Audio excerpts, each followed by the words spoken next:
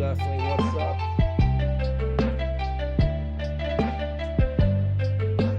But something's wrong with the game.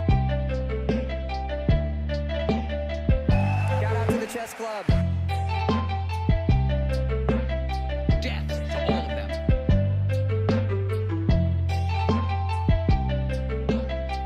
Assassins, Creed Valaha.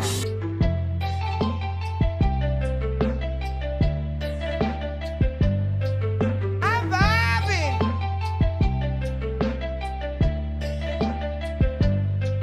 16 times the detail.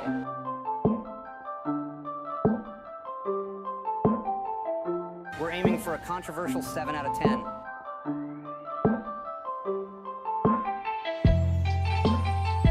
That's most definitely what's up.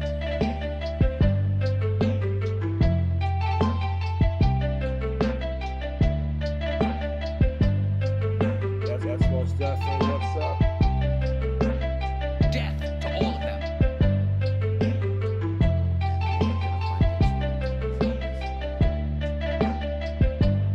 Catch me outside, how about that?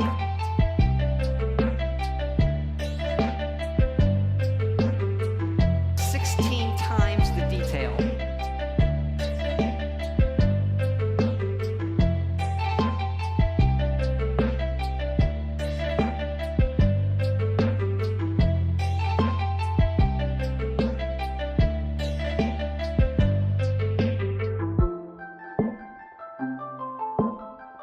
Welcome, everyone.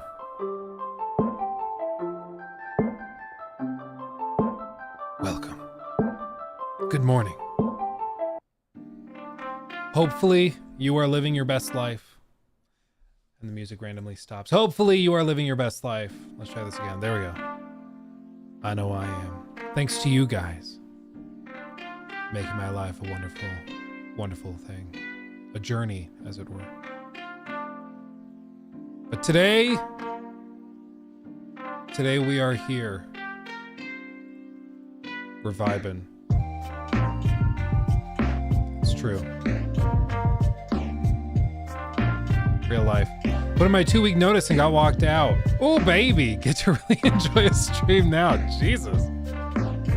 So you put in your 2 weeks and they're like, no, today. Wow. That's crazy. That's crazy. Are they even allowed? I guess they can do that, but now they have to pay you severance, don't they? If they fired you instead of letting you resign. I guess maybe if you're in like a high like risk of leaking profession, then it could be bad. They wouldn't want you to stay around.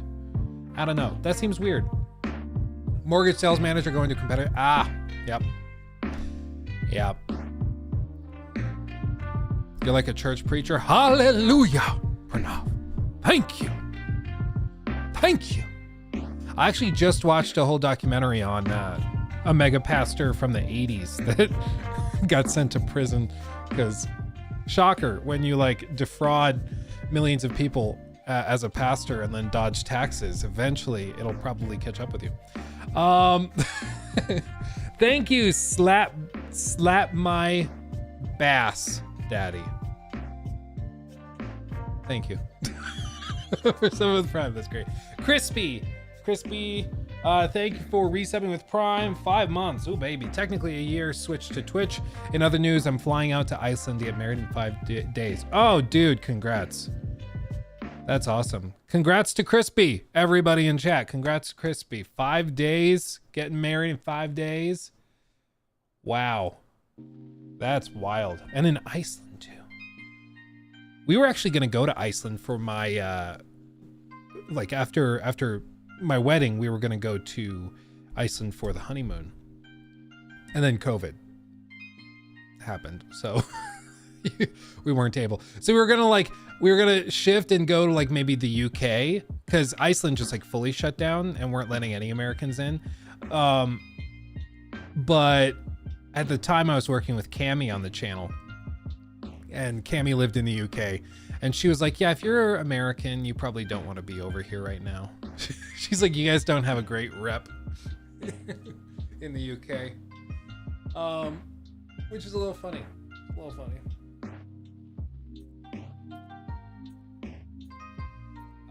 Dragon Song with 2 leaks. Are you asking if there have been or have there been? I don't, because I mean, I don't know. I haven't heard anything. I've seen lots of speculation. Lots of speculation. Jesus. Tons. Let's see. Defrauded people on timeshares and overbooked them. Can't remember the name. Pastor, a couple that were on PTL Network in the 80s. Yeah, Baker. Whatever Baker. Tammy and... what was his first name?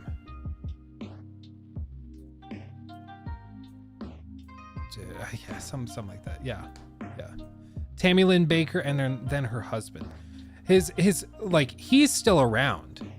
He got in trouble during COVID because he was selling these like colloidal silver like pills that you would swallow, and he said they would magically cure all sorts of like illnesses like COVID or cancer and stuff, and he was selling it and being like, yeah, we'll pray over you if you take this pill. And it was like, bro, that's, for one, not how that works. 2, it'll turn you blue. And like, he got out of prison and then walked forward and then started selling scams again. Like, it's just crazy. Jim Baker, that's it. Yes. Yeah, Tammy Baker and Jim Baker. Pedersen is now a member. It's crazy. Nevsey, also thank you for subbing with Prime. And over on the YouTube side of things, thank you to... I have to refresh it. It's frozen for me. Joaquim, 13 months. Oh, baby. Thank you, my friend. That's wonderful. Thank you, guys. Thank you. My goodness. It's crazy. We're getting a lot of people that are hitting like the year mark, and it blows my mind. Like, 11 months, 12 months, 13, 14, 15 months. Like, it's crazy. It's crazy. But thank you.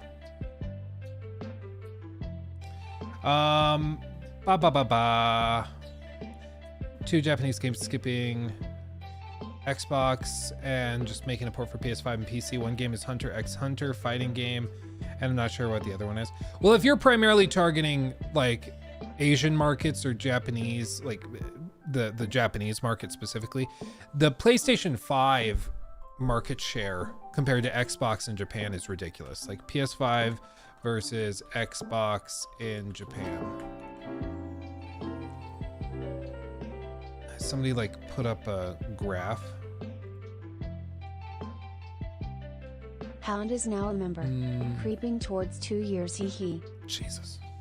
2 years. Hound, 17 months. God damn. That's ridiculous. Thank you, my friend. That's outrageous. Yeah, that's just silly. Yeah, I mean, if you compare, like, look at this. Market shares, same periods covered. So over the same periods.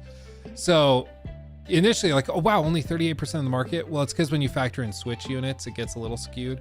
But for every 2 Xboxes, there's 38 PlayStations. Like, so it makes sense if a developer is like trying to prioritize or figure out where they should put effort. It might just very well may be that in Japan, it just doesn't make sense to put that much effort into Xbox ports. And it's sort of a chicken and the egg thing. Like, Xbox has never really put that much effort into Japan as a market until very, very recently. And so not many people in Japan had reason to buy an Xbox. So they all just bought PlayStations. And now it's like, okay, well then the developers are only going to make games for the PlayStation because that's the primary clientele there. And so then people have even less reason to get an Xbox, and developers have even less reason to develop for Xbox. So it's just, it makes sense. Like, I get it. Yeah, it's a bummer if you really want to play those particular games, but I can't say it's surprising.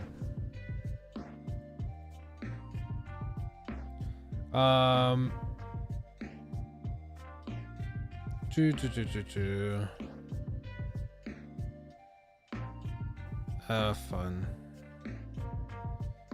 We had, I mentioned to you guys, we had a temporary license plate taken off our car. And the replacement we got blew off when we were driving on the highway yesterday. We're pretty sure it was on the highway. So right now our car just doesn't have plates, and it's like the first time we're pretty sure it was stolen when Nikki was at the gym. This time it looks like it just got blasted off when it was super, super windy. We had like these crazy gusts that blow across the highway. So if you're going super fast and you have the gusts and you have a little paper temporary plate, it just gets ripped off, unfortunately. So yay, got to deal with that. And then Nikki just said she called the DMV, and they're like, yeah, well, we don't have the paperwork we need to just get you a full plate. So you have to contact the place you bought the car through, have them write a letter on their letterhead saying that their paperwork is behind. Joe Mitchell It's donated ridiculous. $5 through Super Chat. Thank you. I might be crazy, but I'm actually excited about Season 1 of SSKTJL dropping on Sunday. I mean, I'll be real. I'm excited too, probably for different reasons than than most people. But it's mainly because I'm waiting with bated breath. I want to see if they can pull off some sort of redemption, because I mean, for any live service game to basically wait 2 months to drop the first season is weird. It's just weird. And so I'm hopeful that they have something really cool up their sleeves. My guess is that they don't. And it's probably like I've been predicting for a while. My guess is it's probably like 20-30 minutes of cutscenes setting up the Joker as a character, and then they'll have maybe like 5 hours of grinding that they've set up to get to the next Brainiac encounter, and then you'll fight another reskinned Brainiac fight that this time is just a reskin of the Green Lantern fight or something, and then it's just going to be over. Like, that's going to be the whole season. So I'm not expecting it to be amazing, but the great thing about those low expectations is that if they do even a decent job, I'll be pleasantly surprised and happy. It seems like the community at this point is just really frustrated that they haven't issued patches to fix the online connectivity stuff. There's apparently still people that can't finish the game. They can't log in. They're like a sizable number of people, large enough to make regular posts on the subreddit about it, and they're just locked out of a game they paid, in some cases, $100 for, and there's been no patch to fix those issues because they're preparing for the season 1 update. And it's just like,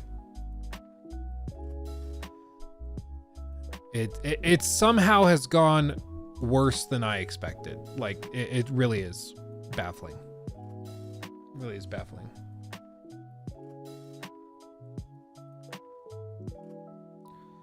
Our what number?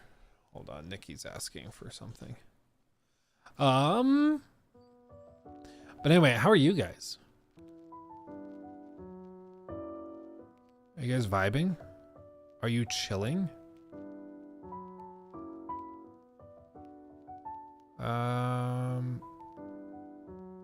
Oh, Dragon's Dogma 2 posted another trailer. I guess while I type out my response to Nikki, we can just see this. Behold, a world touched by magic, a symphony of myth and reality, an everlasting saga of hearts set ablaze. Lend me a moment, and I'll tell you a Ian story McShay. of a fantastical realm. What a voice, man. For untold eons, a dragon has plagued the world. Its ominous shadow looms over the lands, a dreadful creature of chaos and awe, with tales of its cruelty echoing far and wide. No mortal would dare to dream of challenging the dragon in single combat, yet Foreshadowing. there is one who must. In a legendary tale doomed to repeat across the ages, the dragon chooses a worthy champion from each generation, wrenching the beating heart from their chest and forging a being known as the Arisen.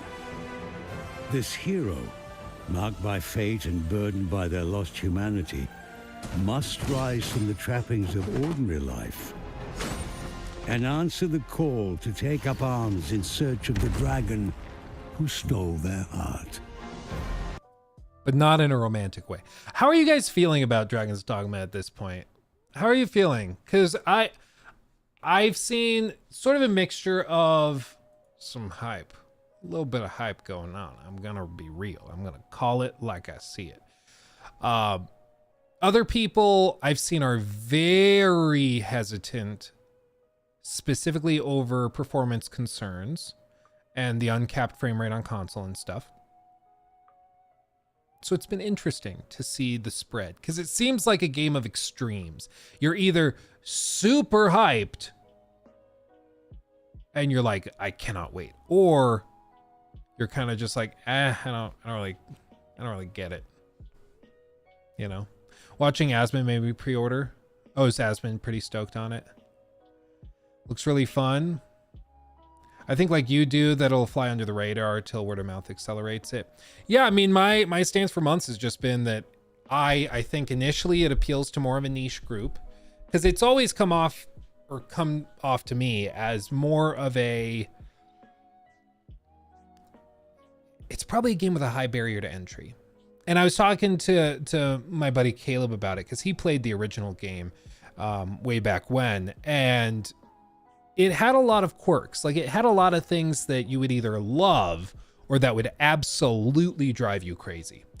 And it seems like they're doing similar things with this. Like, this isn't a game that's been built to try and cater to, like, or basically make it more accessible. Their goal is, I don't think, to target the masses in your normal, like, AAA, quadruple A way, where they just dumb the game down to the point where it doesn't really, it's not unique anymore. Rather, I think this is actually going to appeal, honestly, probably to like an Elden Ring crowd. I've started to get that vibe the more I've seen videos of like them exploring the world, the designers talking about how open-ended they want everything. They don't want to guide the player very much at all. They've talked about how there's going to be quests and missions and things that you just might not ever find. The Sphinx is a great example. I wonder if they show clips of the Sphinx. But the Sphinx is in the game, and it's like, they've been very clear. There's a lot of players, maybe even most players, will never find the Sphinx and will never get to see it in the game because it's that well hidden, and they're not going to cater to you in it. Like, it's just not the goal. Also, just so everybody is aware, for some reason when I booted up the computer today, the screen has been tearing. That's not in the video. I don't see it here, but I see it on stream. So if you see screen tearing in some of these shots, that is not in the trailer. The frame drops and stutters are in the trailer, but the screen tearing is not, just to be very clear.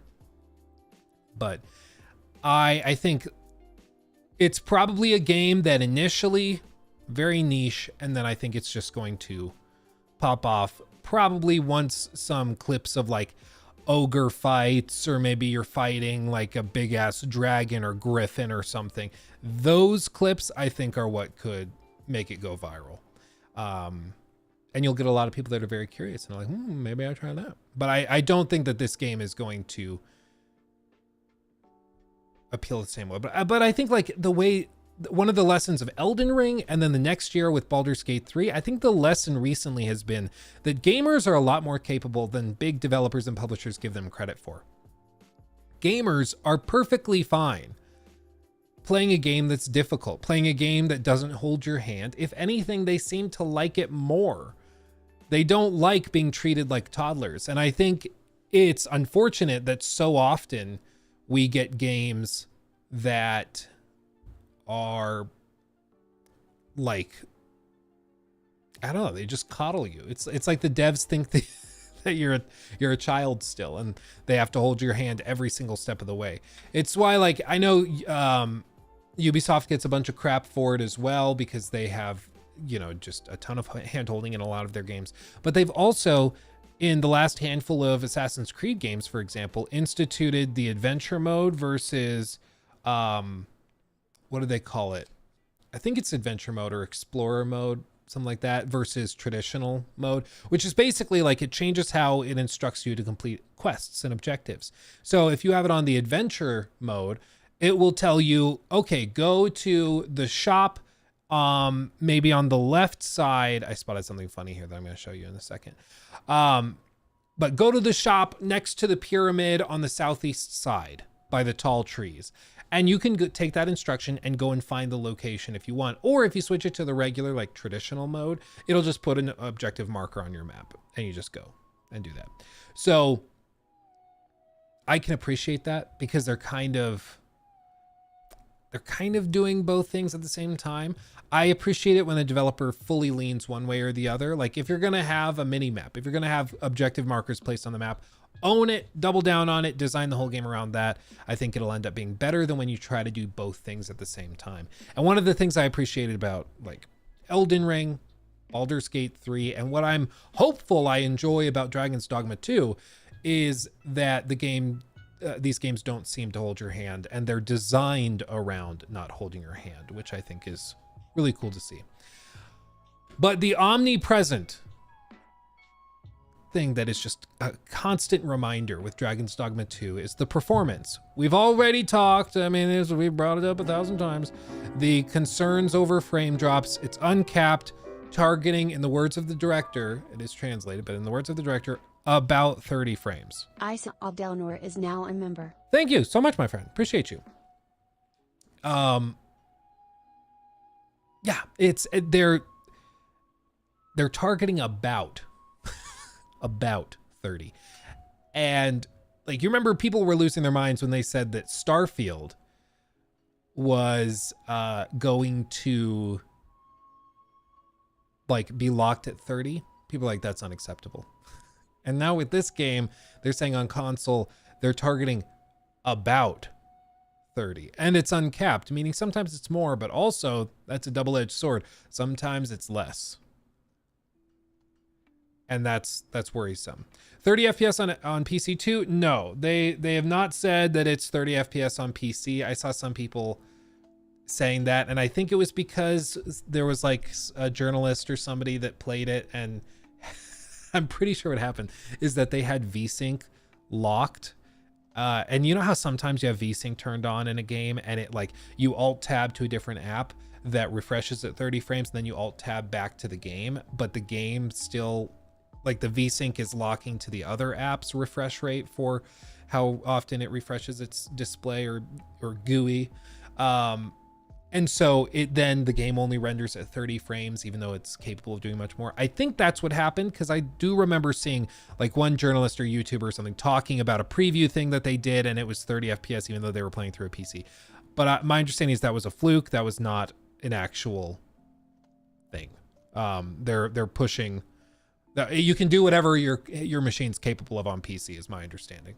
But on console, they are targeting about 30 FPS, which if one of you guys could do a quick Google, I can't think of another time a developer has ever said they're targeting about any frame rate.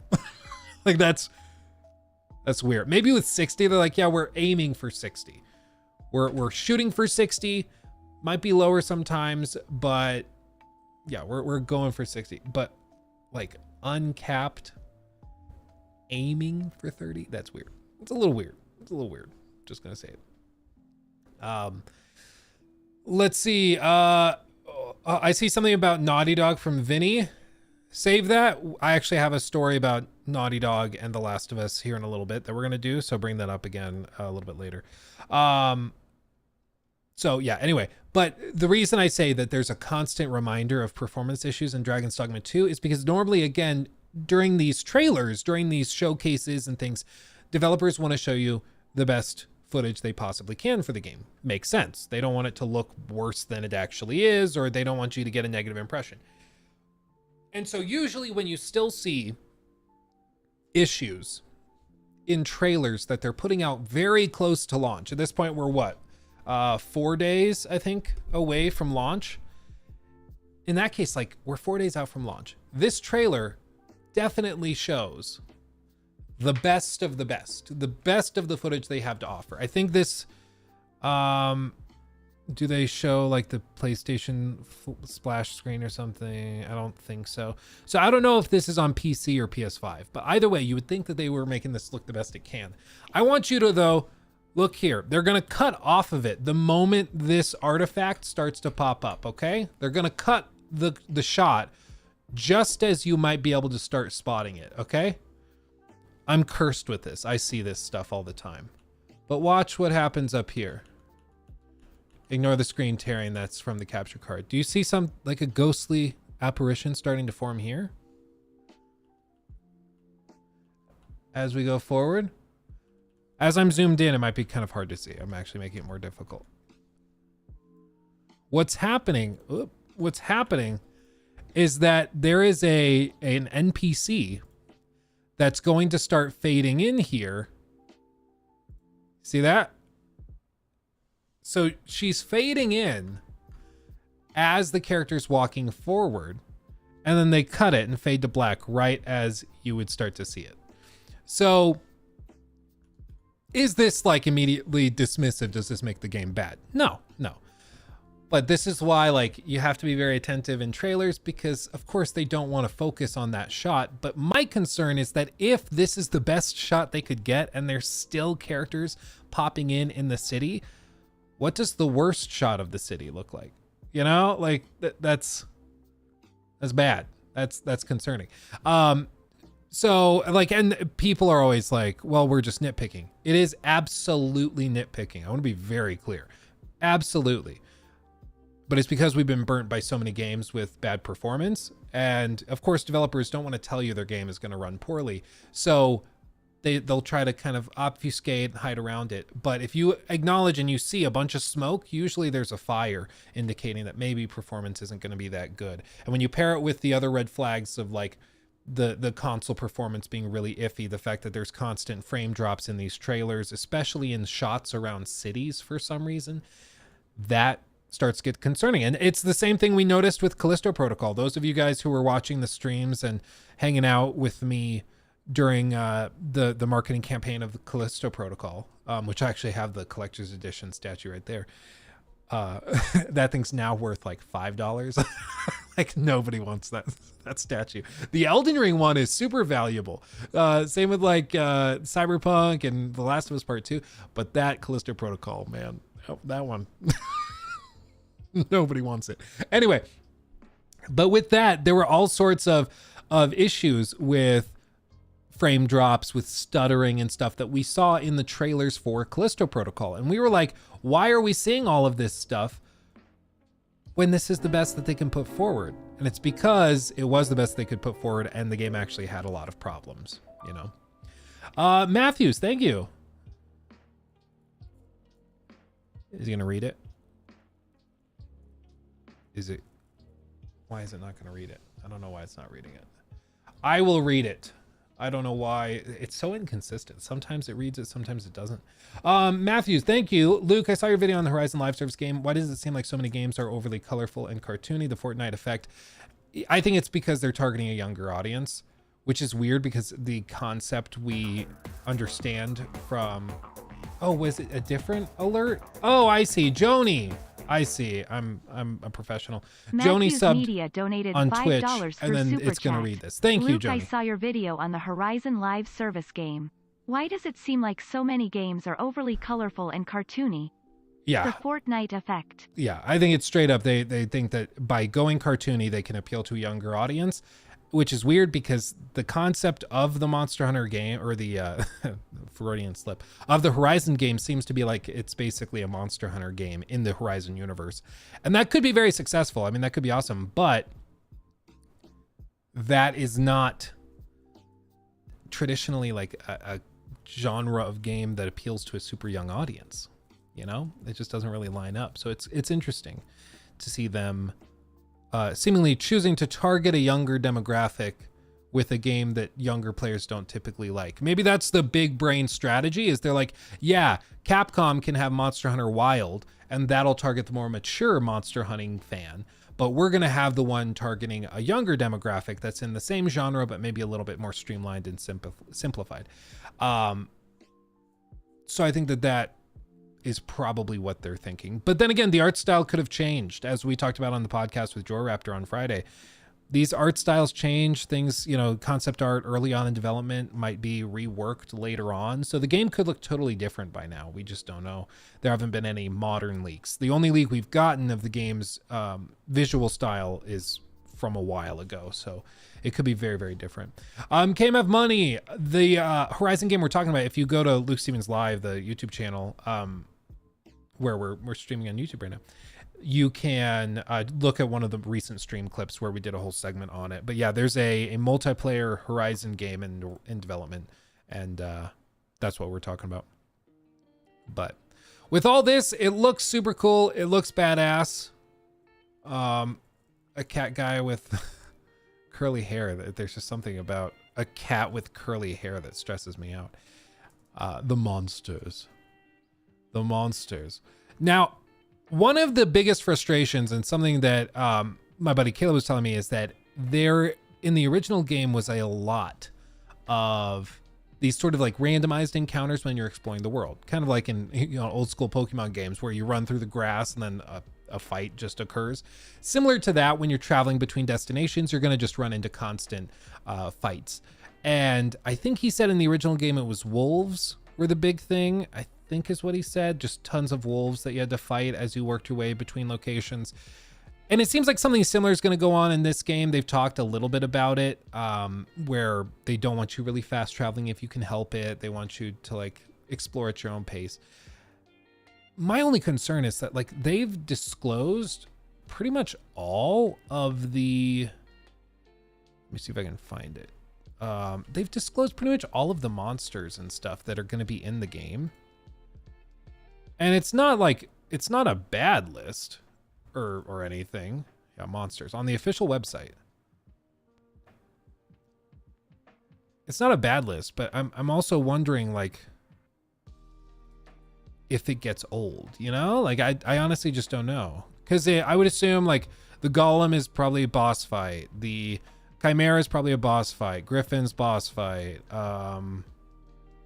But goblins, hobgoblins kind of blend together. Maybe just harder goblins. Wolves, harpies, saurians.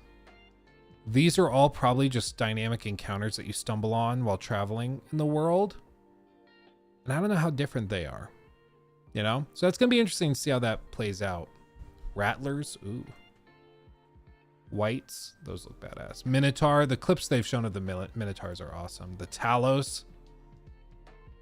The bronze giant from the legends, rising from the sea. Its massive frame can walk over valleys with ease, just like a divine punishment. It mercilessly brings chaos to the land. Ooh, baby.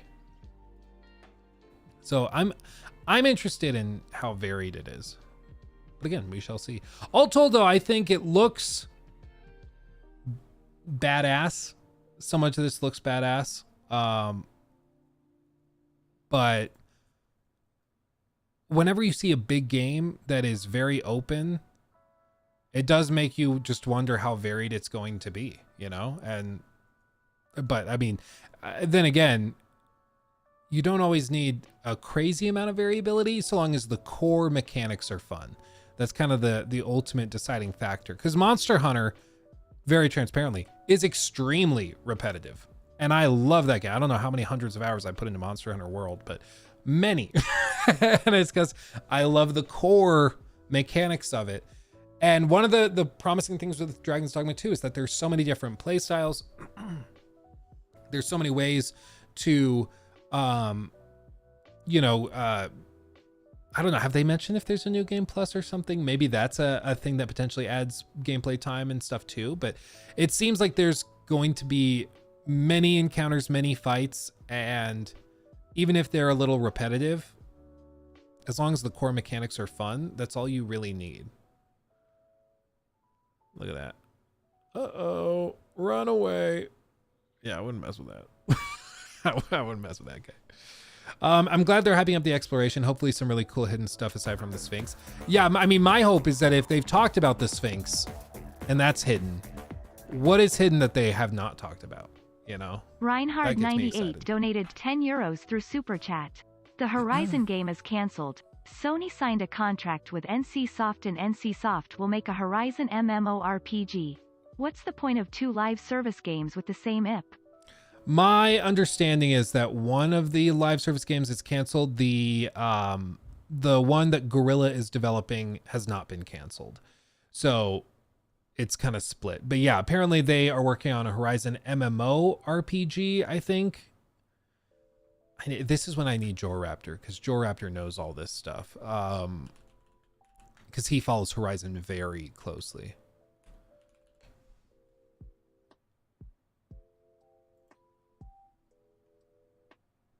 Yeah.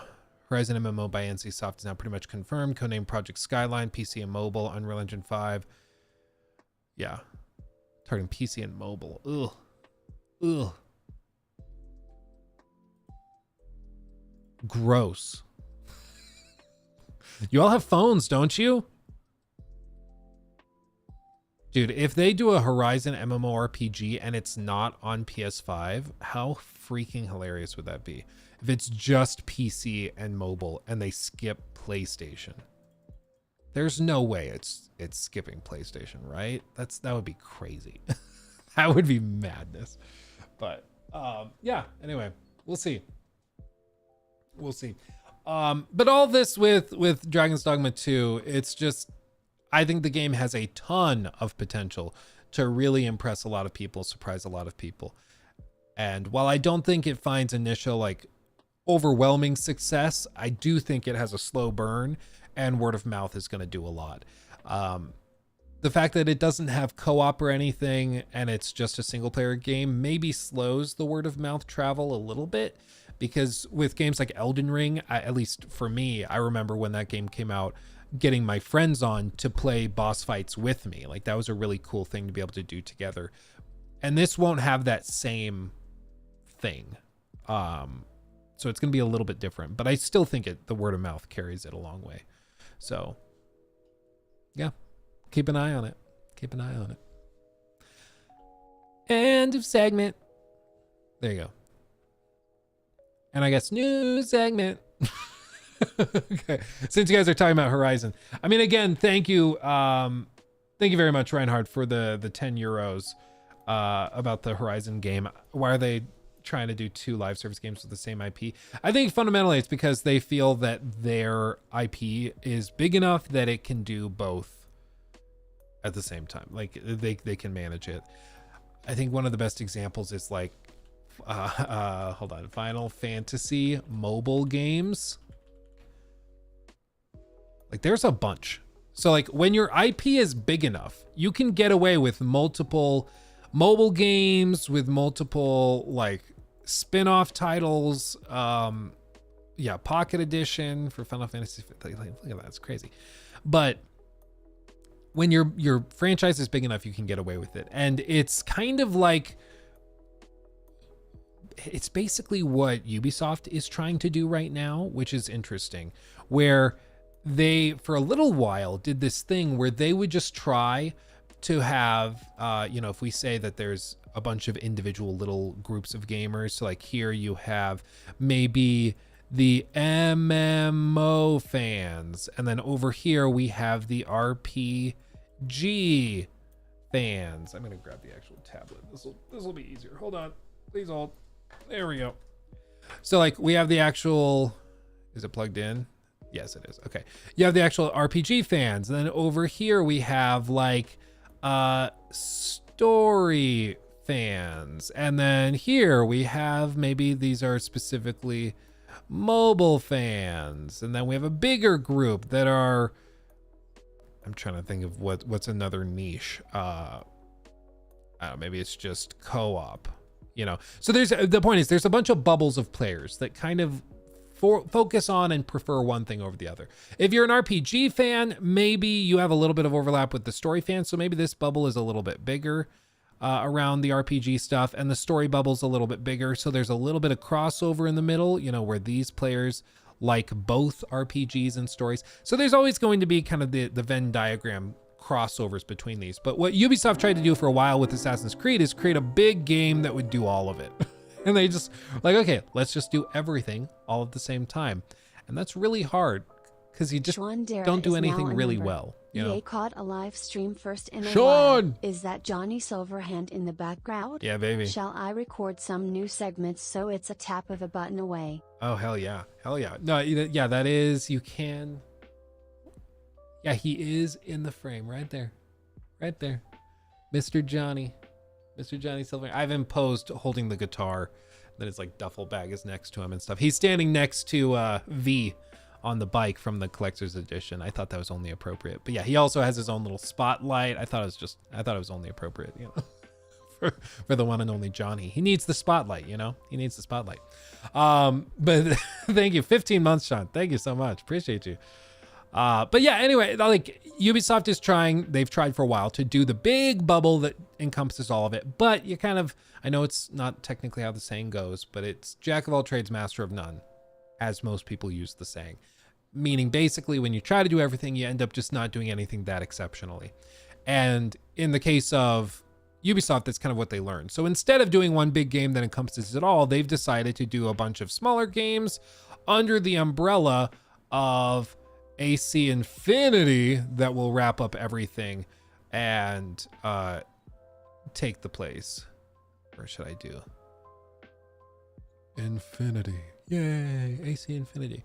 So they're trying something different. And in the case of Horizon, I think they're doing something similar where they have the sort of story RPG games that Guerrilla makes with Aloy.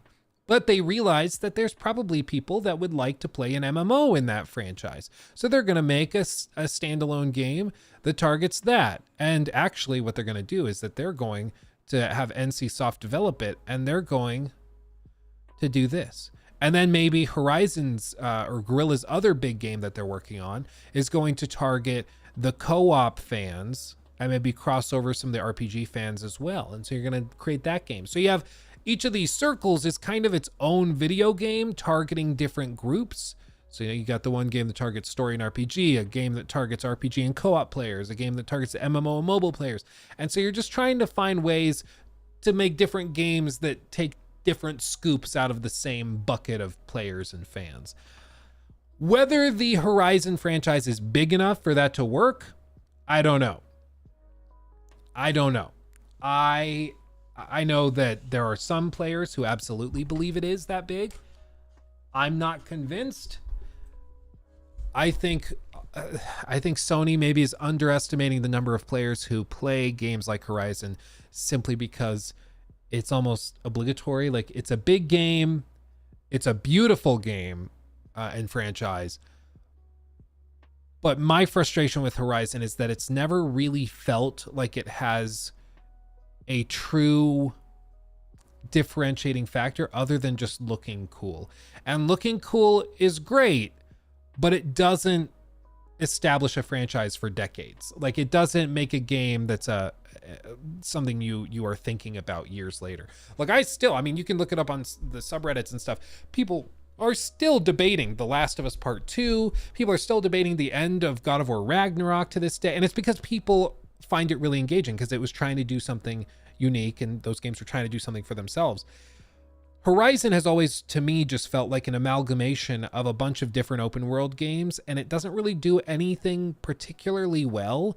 It's just built to be like a really pretty hodgepodge of a bunch of different games. And that's fine. You can have fun with that, but you shouldn't be surprised when it's not dominating like Game of the Year discussions or anything. And with Horizon, my gut tells me a Horizon like Monster Hunter game doesn't magically do well simply because it's Horizon. I don't think that steals Monster Hunter players. Like, I just don't see it happening.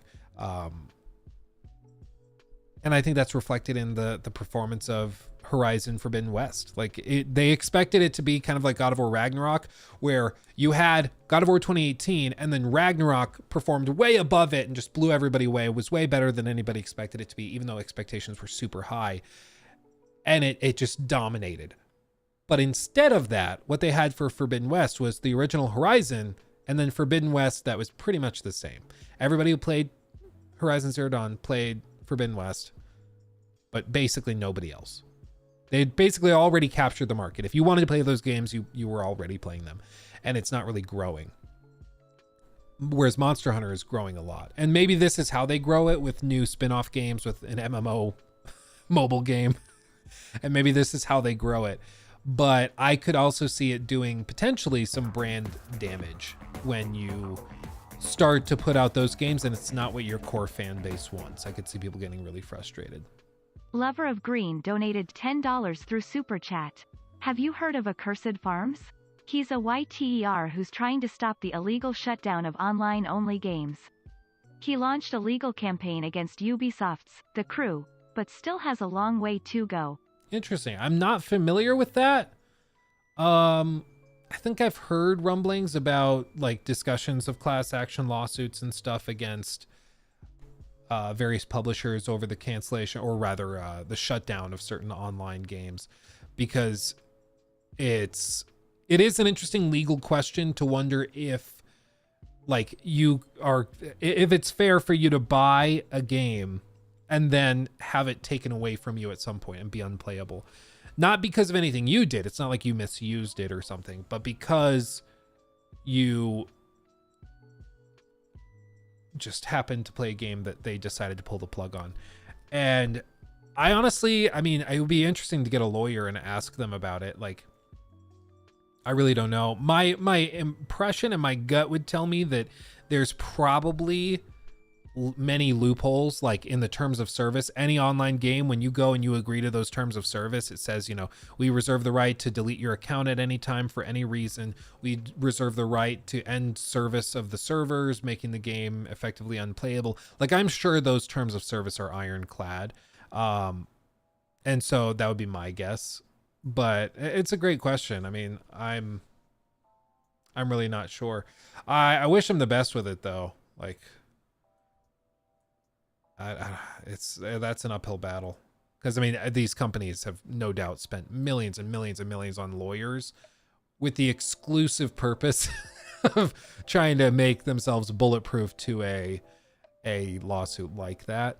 But it's interesting. I mean, a precedent like that could be really interesting if you were to set up some like legal precedent where, like, okay, if you don't support the game running offline, then you can face penalties of this amount and all that. And all the developers would really have to do is support like a LAN or peer-to-peer mode on their games, which already I'm baffled more games don't do. I mean, I understand why. I think it's because they want to avoid piracy, for one, and making games always online is a great way to do that.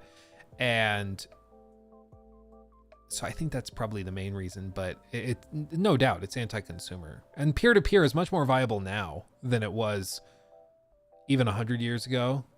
Or 100 years ago, Jesus, like 10 years ago, not 100. I was like, it's way easier to play peer-to-peer than 100, 200 years ago. Sure is. You're damn right it is. Yeah, but yeah, we'll see. I mean, it's really unfortunate that peer-to-peer is not more viable nowadays, because if you could do that in something like Suicide Squad, it would cure most of the problems and frustrations the fans have had. You know, it's been driving people crazy. But yeah, I don't know. It's a good question. It's so toxic they kill the game and refuse to make the server info public for the community to run their own. Yeah, well, and especially at the point where the game dies. Like, in many ways, it's just kind of gross that the executives don't take the time to be like, okay, we're going to shut down The Crew because it's the older game now. We're not really using it. Let's see. What does that even mean? I don't... I got an email. I don't even know what this email means. But anyway, it's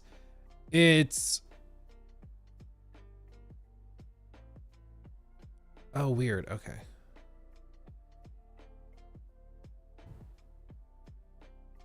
Interesting. This person sent me an email with regard to that temporary license plate we had lost, and they misspelled my name. as High Luck. Hi Lo-Fi donated $10 through Super Chat. Like, Hey not even Steven, close. totally off topic, but did you see the Apex Legends drama? That's funny. And if you did, do you think this will affect other live service games? That's fine. I'm talking about people getting my name wrong, and that's just freaking funny. Yeah, the Apex drama. I have that pulled up right here. So yes, we're gonna talk about that because that story is ridiculous. Like actually hilariously ridiculous. Like, I don't even understand how it happens, but somehow it did. So yeah, we're gonna talk about that. I have that pulled up. I've noticed a few people that have thought your name was Steven. Yeah, I get it in emails too. I had one lady email me the other day asking me if I'd like to hire her to be a consultant for TikToks, which I thought was funny because like we're doing pretty good on TikTok. Shout out to Trevor and the great work he's been doing. But she called me Elijah. I don't even know where she would have gotten that. Like, Steven I get because Luke Stevens, people might just read Steven first. But I think what it was is that she has like an email list she got. And I think what happens is a lot of these companies that try to chase down leads from like YouTubers, streamers and stuff, they have a list of emails and names that they've pulled from YouTube channels. And they kind of share the list around, or maybe they sell it to each other. And so it's just a spreadsheet basically of first name, email, and then it automatically makes the email based off a template, insert creator's name here. And so they just copy and paste it over and that's that. But I was like, you screwed up your list pretty bad if you called me Elijah. And like, that's a great way for me to just not respond to your email. Like, okay, for one, I know you're not actually writing the email. And two, like, you didn't even proofread it to make sure my name was right. When it's not like my channel is like Vectrex Gaming, where Matthews maybe my Media name is donated Elijah. $5 come on. through Super Chat. What do you think about hipster writers self-inserting themselves in games they write? Add short hair and bright colored hair, like MJ in Spider-Man 2. Hold on. I can't remember the name of this word.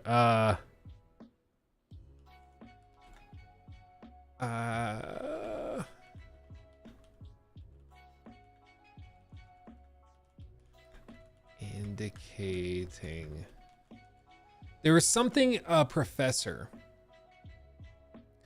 a while back in like early college told me about. And it was funny because he had like a student that I think I've told you stories about this guy before because he was really funny. He's like a short guy. This is gonna make sense. Okay. I'm not just ignoring you, Matthew. This ties into your super chat thing.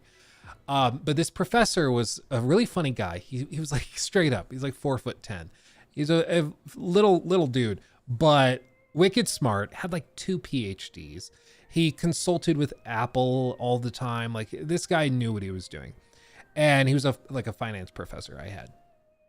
And he had a student get really, really upset with him and like freak out, try to get him fired because he like made a joke about like, hey, if you're 35 and you have $1 million in debt and no income, you screwed up. And she thought that was really, I think she called him a racist for saying it when all he said was like, if you have debt and you're in your 30s and you have no income, then you're screwed. Like I was in the class and everybody was like, what are you talking? Like, how on earth is it racist? Like, it doesn't even make any sense at all. Like it just doesn't make any sense how she connected racist to what he was saying. So she like, I think she was having a rough day. There were many things going on, but she was like kind of what you might expect. She had like the neon green and blue hair and everything you see college students with every once in a while. And she got very upset and like stormed out of the classroom. And he was like, see guys, that's another example of aposematism or aposemitism, I think is what it was. And he then spent like 10 minutes describing this. And what it is, Aposematism is a term used to describe the phenomenon where toxic prey use conspicuous warning colors patterns to advertise them to predators. In other words, you know that thing in nature where like toxic poisonous frogs or fish are toxic and they happen to also be super brightly colored and like neon and stuff? He's like, yeah, it's a natural thing. Blowout is now a member. Thank you, Diarrhea Blowout. Jesus, thank you for becoming a member. But yeah, he was like, it's a phenomenon in nature where when somebody's toxic, they tend to be very brightly colored to warn you how they're toxic. And he's like, and I'm starting to think it applies to you students as well. And everybody laughs and finds it funny, but it's kind of, it is funny. And it reminds me of that, your super chat, Matthew, reminded me of it because you're like these people that write themselves into stories, and you can always tell in these newer stories and games, because the really insufferable characters that are super annoying are like the Saints Row characters who always show up. And it's like, if you look at the Saints Row cast, I mean, a lot of these guys are just walking like cringe fests. Like if you walk around shirtless in your day-to-day, that's basically a similar thing where like you're warning to everybody that you are toxic and you're not going to be very fun to hang out with. Like nobody's going to want to spend time with you. Or the same way, like when, what were they talking about in that opening cutscene? They're like rambling about student loans and eating the rich. And so they're going to go murder people and steal their money. But they're moral because they're not rich yet. Just no part of it made any sense whatsoever. But it was very like hipster, Gen Z, what do they call them? Zoomers, I guess. Trying to be like, ooh, yeah, that was witty, when in reality it was just painful. Yeah, it's Twitter and Reddit, basically. And so ever since my professor ran through that, I've not been able to unhear it. And I you know, it's just funny, you know, aposematism. It's like, yeah, no, when people are brightly colored, usually it's warning you. Run away. So the great thing is though, and this is why, like, I think I'm less worried. People have been asking for like weeks, Luke, do like a big video on the main channel or something about the Sweet Baby Inc. thing. At this point, I don't think I have much to add to the conversation. I think other people have done a good job of covering it and discussing it. But also, like, I'm less worried about it. I think because the writing that they do is so hilariously terrible that it sticks out like a sore thumb. Like, you will always be able to tell when they've worked on something. You can always tell because it stands out painfully. Like, even at the end of Alan Wake 2, when Saga had that line where she said, like, yeah, time to shut up another white man or something like that. She said something and like ended the sentence with white man. I was like, that was weird. Like, that was just random. And so I'm like, you can always usually tell when these people have worked on something and written it. So I'm not that worried about, like, and it usually, like, it doesn't make the game better. It always makes the games worse. So the games sort of have a way of not just outing themselves as being activist pieces, but also they have a way of self-destructing. And so I'm like, yeah, no, continue to lose money off of cringy writing. Bring it on. Like, don't let me stop you. You know, like, I don't need to. So I'm less worried about it, you know, because it's gonna sort of take care of itself over time. So I'm not overly concerned with it. Okay. Yeah, it's the free market will take care of it. I guess we should touch on this because a few people have mentioned this, so I should bring it up. Let's see. Yes, okay. News segment. We're working on the jingle, don't worry, guys. So something insane happened over the weekend, which I can't think of another time this has happened. Maybe it has, but basically what occurred is that during an Apex Legends esport final, there was an incident, actually a number of incidents, where these professional gamers and people playing got hacked in real time and had their games altered and hacks installed while they're playing. So you see, he's playing the game, and this is like a well-known streamer, Apex professional. I mean, this guy knows what he's doing. And he's also played at LAN events. Like, he's not cheating. This is how he plays. And in the middle of the game, people took over his computer and installed wall hacks. I know, but can you play? Yeah, but it's cheating. The fuck? What? Like what? No, but is it fucking up your game? Yes, I can see everyone. Like I'm. You need to leave. I didn't leave the game, right? Yeah, I'm leaving. Like what the? Admin's down. Nick, admin's down. Nick, But, admin's down. I left. It's ridiculous. Admin's down. Restart your game, rejoin. Oh no, you left the match. Did you close your game, leave the match? I left. Jen, I had to leave. did you leave the match? I have to. Yes, I have to. Yes. I have to leave. I left. That's crazy. He had to pull out of the match during a competitive tournament because somebody hacked his computer and was installing cheats in real time. Beyond this, he was not the only person. Like, he was not the only person. There were other players that had similar things happen where they're playing the game and in the middle of the match, somebody hacks in and installs whatever the aim assist thing is, where it's or aimbot, where it just snaps onto players' heads as you turn your view. And it's happening in real time. Like, they're playing the match. 1 second, they don't have aimbot, they don't have walls or anything. And then the game kind of clunks a little bit. And then you see things kind of go crazy. And then all of these hacks install. It's crazy. It's outrageous. And apparently, this ties back into some stuff that anti-cheat activists have been describing and worried about for a while. So the hack ruined the event. It's claimed that one player was even banned from the game for using aimbot before Respawn stepped in and shut the tournament down. So Respawn, to be clear, has verified this happened. This was not an instance of like, oh, they got caught cheating while streaming a tournament. No, it happened to like many players all at the same time, and Apex, or rather Respawn, has had to step in to deal with it. It's madness. Whitest Rabbit, thank you for the 2. The real shock is that people still play Apex. Dude, I like Apex. My problem was with the servers. They started to get really stuttery and not like match times really started to increase. So I moved on. I burnt out a little bit. But maybe I'll go back to it eventually.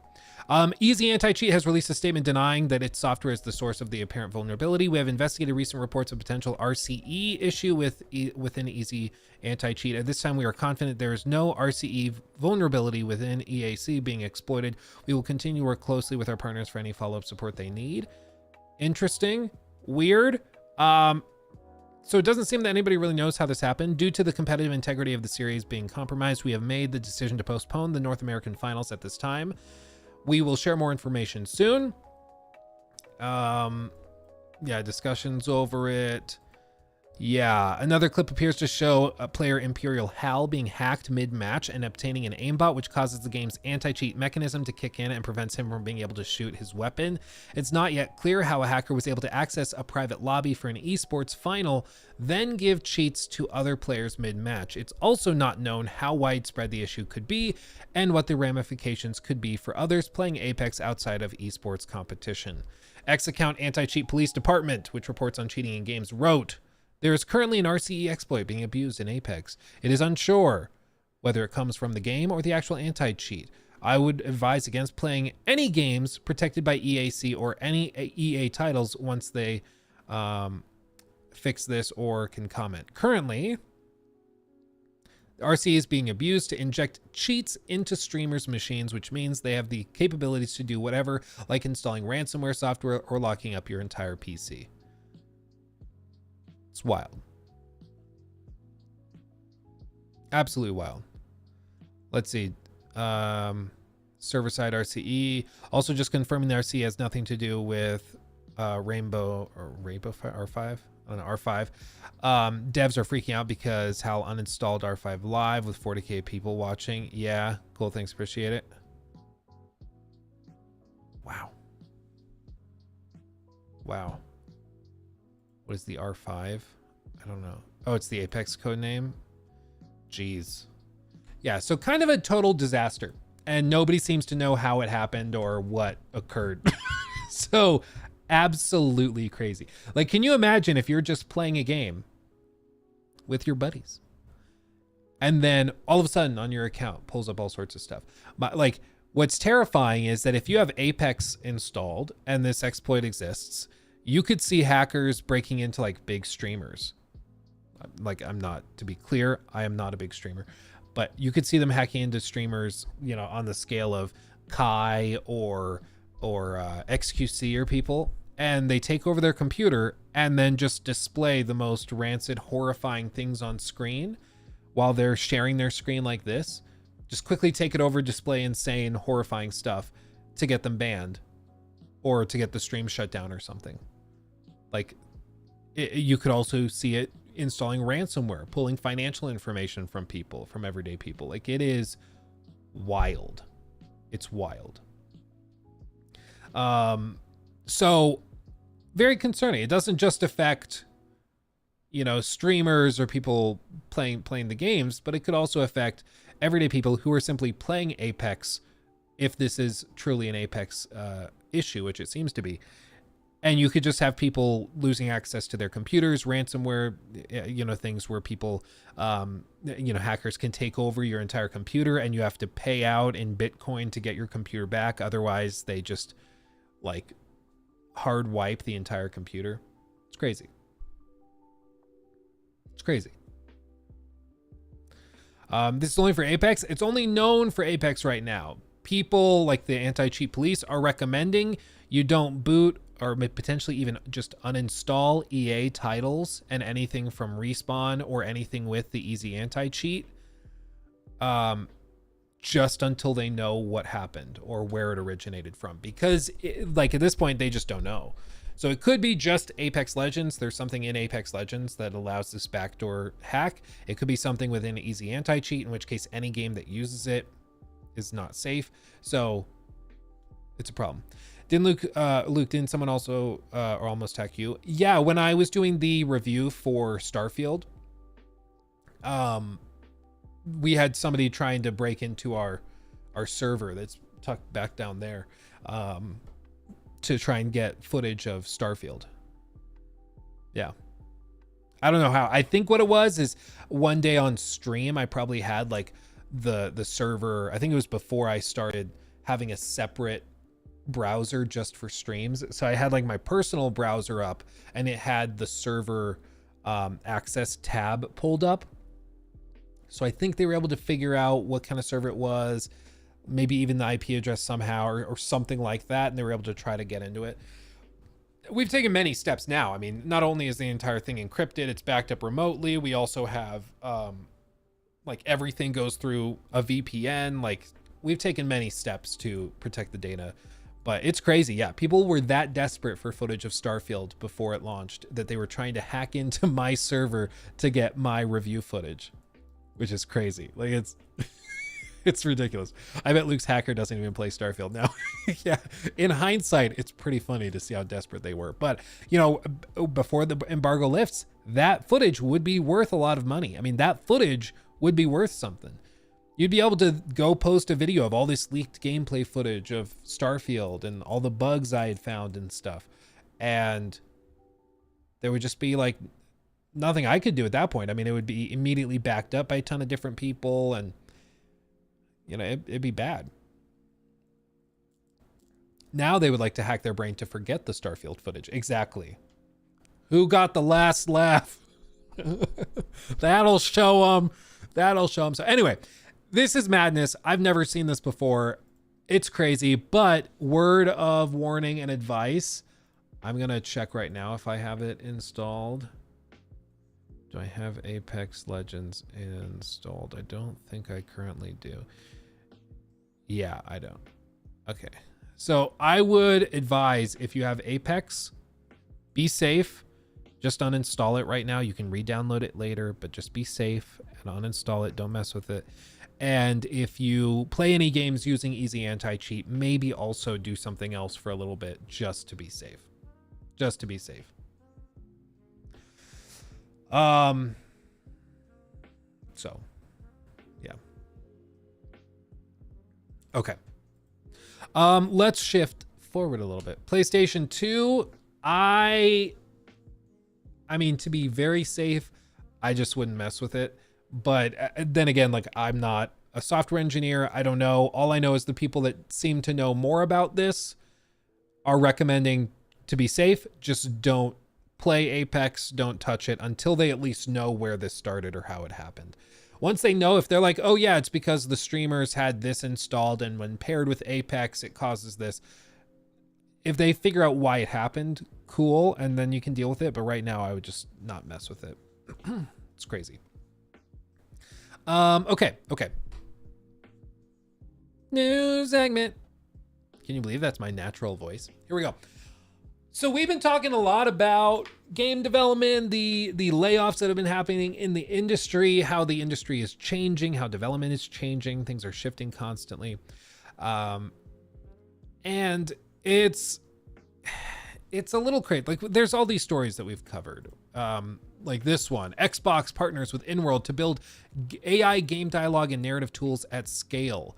So Xbox's goal, this was from Haiyan Zhang, Xbox's general manager of gaming AI, said the goal of the partnership is to create a new state-of-the-art tools for multi-platform developers of all sizes. So their goal is to have an AI-designed co-pilot that assists and empowers game designers to explore more creative ideas, turning prompts into detailed scripts, dialogue trees, quests, and more. So again, like, the idea is to just greatly speed up and cheapen games, because right now, if you want to have like an RPG with branching dialogue options, you have to have a team of people that write them out and they're like, okay, what if the player does this? Okay, we have to have this option. And then how should that affect the perception of this character to this character?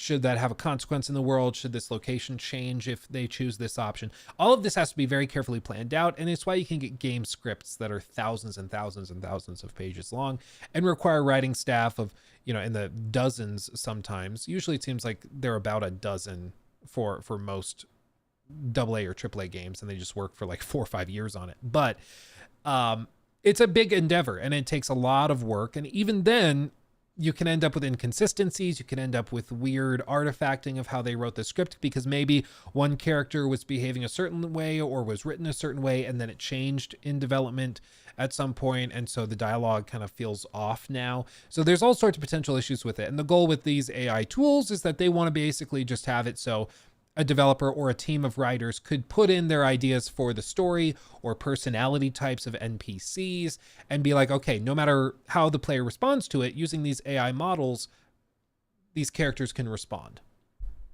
And we've seen demos of it with like the NVIDIA AI tools where they're in that restaurant, that like cyberpunk ramen shop, and you're able to just talk into your microphone to NPCs, and the NPCs have been given character like personalities and motivations and information to share with the player, and then you can have a conversation with an NPC. And I do think probably early next gen is when we start to see games like that. I think you're going to see big developers, maybe even like Ubisoft, trying that, where they're going to have like an Assassin's Creed game where you can connect your microphone on your computer and just talk to NPCs, have conversations with them, and it'll just dynamically generate the responses and generate the voices and everything.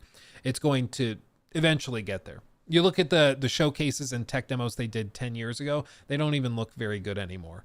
But we eventually not just achieved what they showed off, but surpassed it. And I think it's going to be the same thing with these AI tools, where right now the AI demos they've given are like not that impressive, but that just tells me we're going to meet those thresholds and surpass it. So in 10 years, who knows what kind of games we'll be playing. So AI tools are being used by Xbox. Their goal is also, for AI, saying it will enable anyone with an awesome idea to make a great game.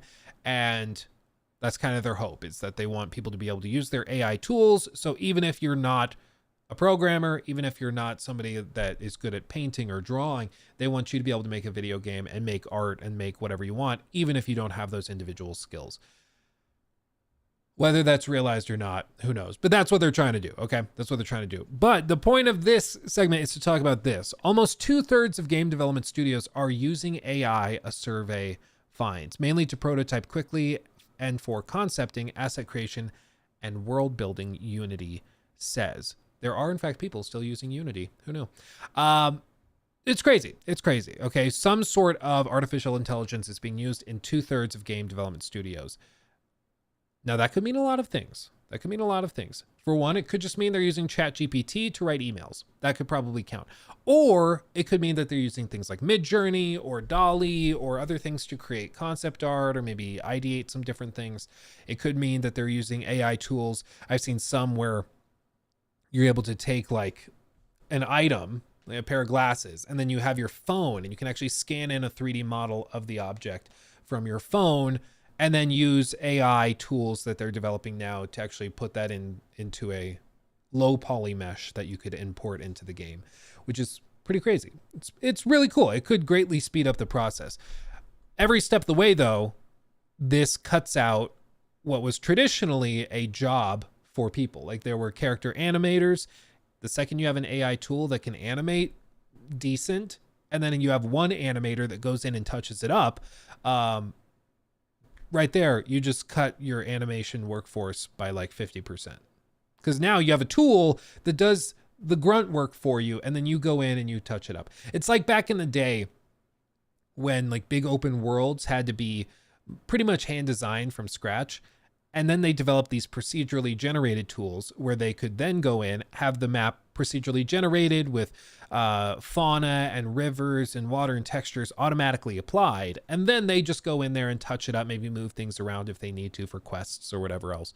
But they can basically just work with what was procedurally generated. So they're not going by hand, placing every bush and every tree in a map.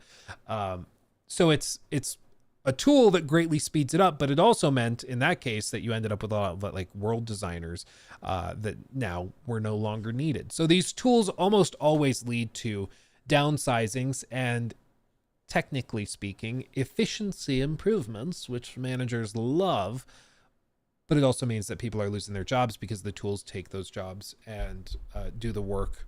Maybe not as well, but for the managers at like EA or at Xbox or Ubisoft or PlayStation, if they're looking at it and they're like, this is close enough, that's all they really want. That's all they really need. If it's close enough, but costs 70% less, they can work with it. They can work with it. You know, that's good enough. That's good enough. So it's just important to, like, we can look at it and be like, AI tools are not that good. I agree. Right now, they're not that good. There are certainly ethical concerns with like how they're being trained and if they're being trained on artists that consent to it, things like that. Very valid. And I think we should have those conversations. But when we're talking about like, oh, well, the art that these AI algorithms can generate or the different things they can do, not as good as when people do it. I agree. But to the executives, it doesn't have to be. To the executives, if it's good enough and it's significantly cheaper, then we're good. Like that's all they really care about. So what they found when they did the survey, 62% of studios we surveyed said they used AI in their workflows, mainly to prototype quick for concepting, asset creation, and world building. Unity said in its latest annual market report, which was published on Monday and covers trends shaping development. According to Unity data, the average time to launch games increased from 218 days in 2022 to 304 days last year. That's a pretty big increase. Wow.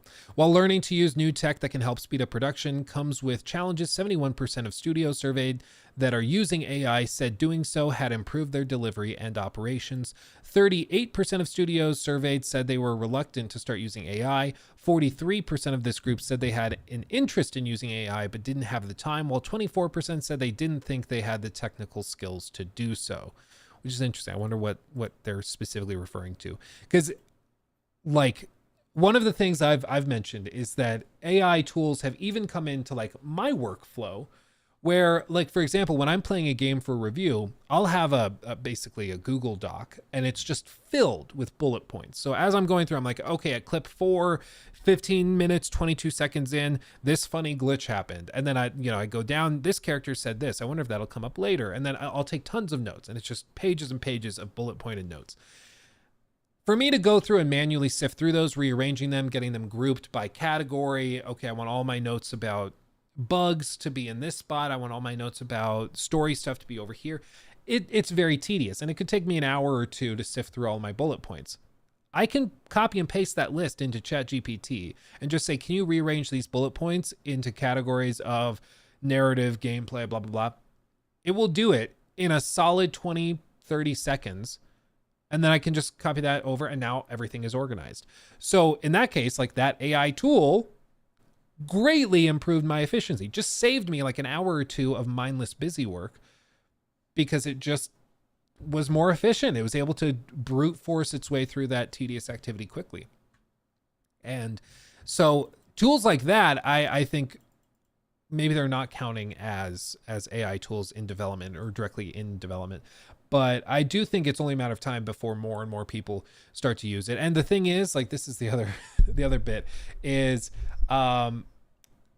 you can have, well, so every generation that like comes out of college brings certain technological know-how with them. So what I fully expect to happen in the next 5 to 10 years, everybody that's currently in high school or college is currently getting pretty acclimated with ChatGPT, with other AI tools. Let's just be honest. I know they have now like ways they can scan papers to make sure the papers are not generated with AI stuff. But even if you have like your paper written and you put it into ChatGPT and you're like, can you give me critiques on this? It will give you critiques, or maybe recommend swapping sentences out to make it more clear. And you could just have it help you write the paper that way, just like Grammarly has been doing for years. Even back like 10, 15 years ago, Grammarly was still doing stuff like that. So they're going to bring that know-how and those kind of shortcuts to work when they graduate. They're going to bring all of that with them. So you're going to see, I think, another generation of developers and people, you know, software engineers and stuff that are going to come into game development and bring some of those tricks with them. And you're going to see efficiency improved at that point as they bring those tool sets.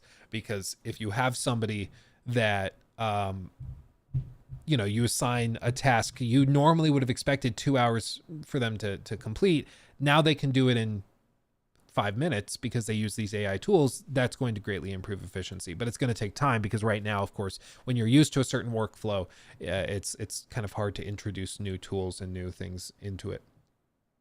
I have a question, Luke. Is Jacob actually an AI? I mean, basically, yeah. You guys have never seen us either, I don't think, in the same room. I think you've seen us do like Zoom calls together, but I don't think you've ever seen us in the same room. He could just be an avatar. You never know. Yeah. ChatGPT is just a trained model. Models will be trained faster than catching students. Software can keep up. It's no different than Virus McAfee these days. You're always reacting.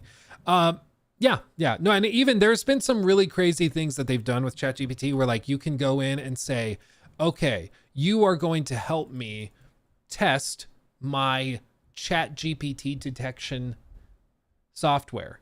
I need you to answer the following prompts in a way that would be impossible for me to detect with that. So I can make sure that my model is tested against the best version of ChatGPT. And you can trick it into like behaving in ways it wasn't meant to be used by being like, okay, my directive is to help the user. The user asked me to help it or help them by deceiving the software. So I'm going to deceive the software, even though I'm not supposed to deceive. So you can kind of trick it into doing different things. It's crazy. It's crazy.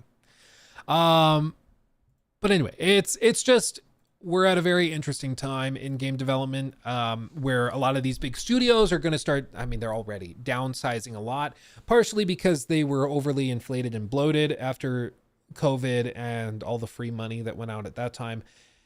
Partially because budgets have just gotten too big and games aren't performing as well as they need to. And then in addition to all of that, they have all of these like AI tools that they now are looking at using, and they think it can greatly improve efficiency.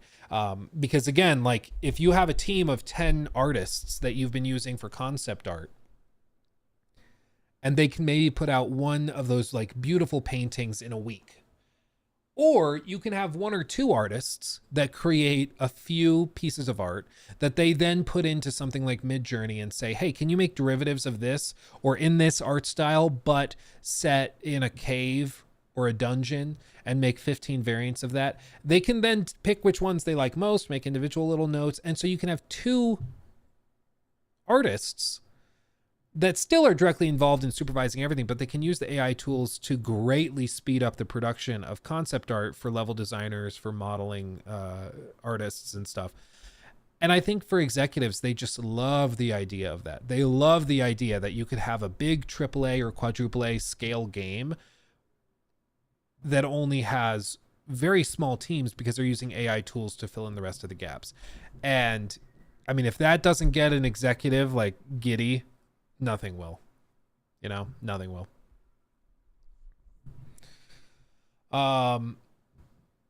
So yeah. Courtney, good to see you. Not here to kiss ass, but wanted to say it's awesome to see a level-headed approach to games coverage. Not hype beast, but non-jaded. I appreciate that. Definitely a little jaded. A little bit. It happens. Yeah, I mean, you can see the guy that jaded me last time. I mean, he's been sitting on the shelf this whole time. So, obviously, you got to be careful. But I appreciate that. Appreciate that. Let's see.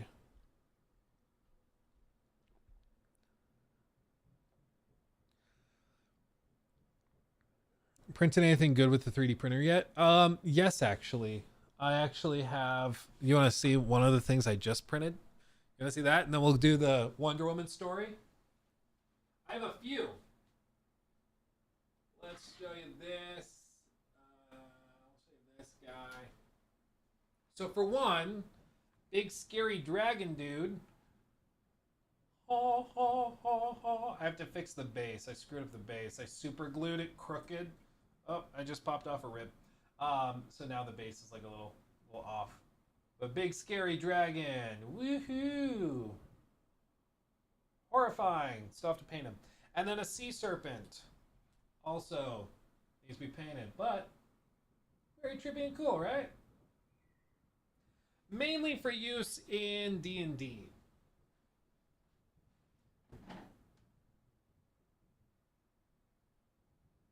But oh yeah, I 3D printed. So like you guys know I play Warhammer 40K. Warhammer 40K. For my army, my primary army, 1,000 Suns. If I want a changeling, which is what this guy is, I need these things are going for $200.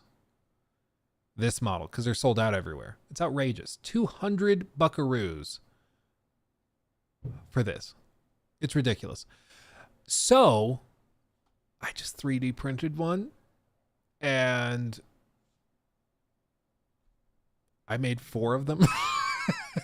And so I'm good. It's a slightly different model than is usually used when you buy the piece over the counter. But unless you're playing with like an actual grade A-hole, the people you're playing are not going to care. They're going to be like, yeah, good for you that you've 3D printed one and didn't spend all that money. So like if I wanted to buy this model, it'd be like $200, but I can 3D print a proxy of it that looks very, very close. And it cost me like 4 cents or something. Like it's outrageous. It's just silly. It's crazy. So if you're interested in Warhammer 40K straight up, if you get a 3D printer, a resin 3D printer, you will save. After you build a full army, if you proxy everything, you'll probably end up saving something stupid like $1,000. Like it's crazy. It's crazy. I'm a Grey Knights player. Not sure if this relationship is going to work out. Oh, that's funny. Whitest Rabbit. That's funny. My buddy Caleb also has been playing Grey Knights, and it's always very funny because 1,000 Suns versus Grey Knights is a really interesting matchup because, like, I have a lot of psychic stuff, you have a lot of anti-psychic stuff, so they just kind of cancel each other out. So it's fine. The thing that sucks though are your librarians. Those things freaking blow. I don't like them, but I get why you use them, but still. Let's see. Yeah, Booper, my understanding is that the mod models that they used were shown off in trailers, but my understanding was they didn't make it into the final game. It sounds like they were using mods as placeholders for what they wanted to put in the game, and they showed those mods in some trailers and footage they dropped, but that they didn't end up in the game. If they actually ended up in the game, then that's a serious problem, but I think they came out and said that it was only used in the trailers, and they did not sell the game with any content that they didn't create. But I don't know if that's true. I mean, they might have updated it or found out more. Okay, should we look at this? So one of the games, new segment.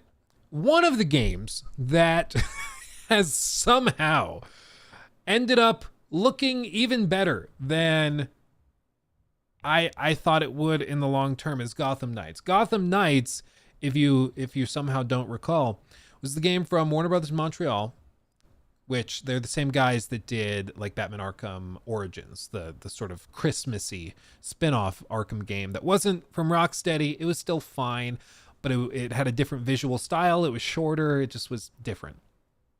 But they worked on Gotham Knights for a while, and what was interesting is that they basically showed off Gotham Knights and Suicide Squad Kill the Justice League at the same, I think it was a DC fandom event, maybe in like 2021 maybe, might have been in 2021, but anyway, they showed it off at DC Fandom side by side. They're like, so this is Gotham Knights, and then they showed the trailer for Suicide Squad, and everybody was like, okay, so Gotham Knights doesn't look that great, but Suicide Squad's gonna be awesome, we're gonna love that.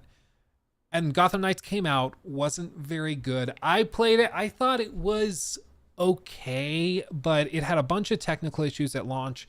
It didn't run very well at all. Super stuttery. It did not look better than the game they had worked on previously. It was a huge graphical step backwards. And it also had one of the dumbest endings of any superhero game I can think of up to that point. I was just like, really? That's what we're doing? It was so cringy. It was really cringy. I get what they were trying to do, but it just was, it was so underwhelming. It was hilarious. And it was such a waste too, because the Court of Owls and the New 52 comic books, such a great story, and they just totally blew it. Anyway, it ended up just not being very good. And people considered it largely to be a disappointing failure. I don't know if it ended up breaking even or making a profit. I don't know if they ever said, but it just, fans were not that happy. And then of course Suicide Squad came out, and it looks like somehow through some twist of fate, Gotham Knights has actually ended up having the better positive and more positive public image with gamers than Suicide Squad, which I don't think anybody was expecting, which is just really funny. I think it even has more players right now, and maybe not at this precise moment because they just put the game on sale, but it has a more consistent player base than Suicide Squad does.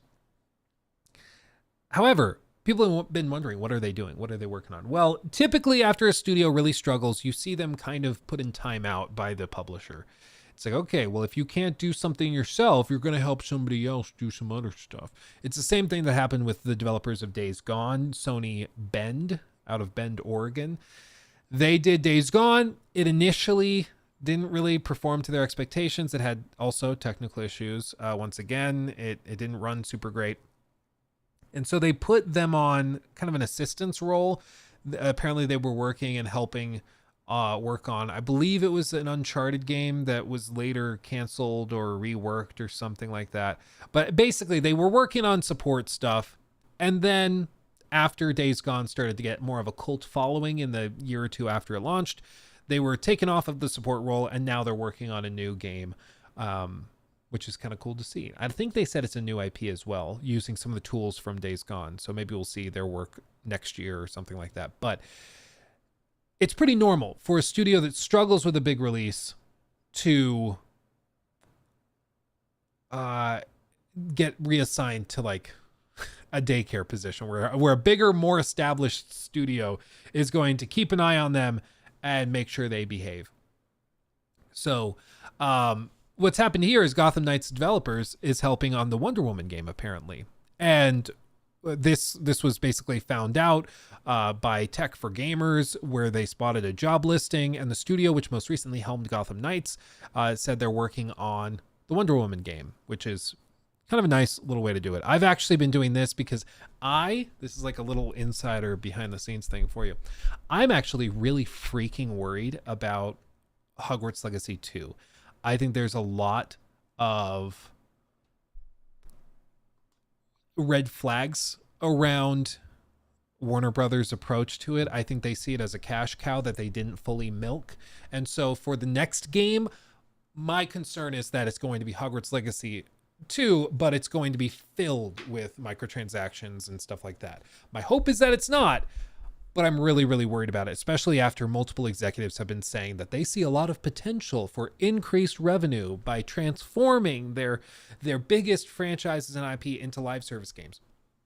So I've been watching it, and what I've done is I've actually gone on to these companies' websites and signed up for job opening notifications. So whenever they send out an email saying they're hiring for a new position, I get an email in one of my super secret email inboxes and we'll get notified. So if they start hiring somebody for like online elements, or if they start trying to hire somebody that has experience in live service titles and things, I can find that out very, very quickly. So little behind the scenes of some of the little stuff that we actually do. Yeah, the man's next move is to actually get a job and see the inside. Yeah, that reminds me of the Key and Peele skit where he's like telling the two like robbers or whatever they are talking to each other, and he's like, yeah, I figured out the greatest scheme ever. We're gonna go into the bank, we're gonna get a job, work on the inside for maybe 10, 20, 30 years, making money every step of the way, getting paid every month, and then we'll retire and walk out of there. Thanks like to nothing you and happened. your great team for all your work. Because of it, we have a great dedicated red flag army. Hell yeah. On that, when are you going to ADHD2 sounds shortcuts? On that, when are you going to add Helldivers 2 sounds shortcuts? I have not done that yet. I didn't even think of that. I need to do that. I have extra spots on my little soundboard, so I can probably do that. I can do that.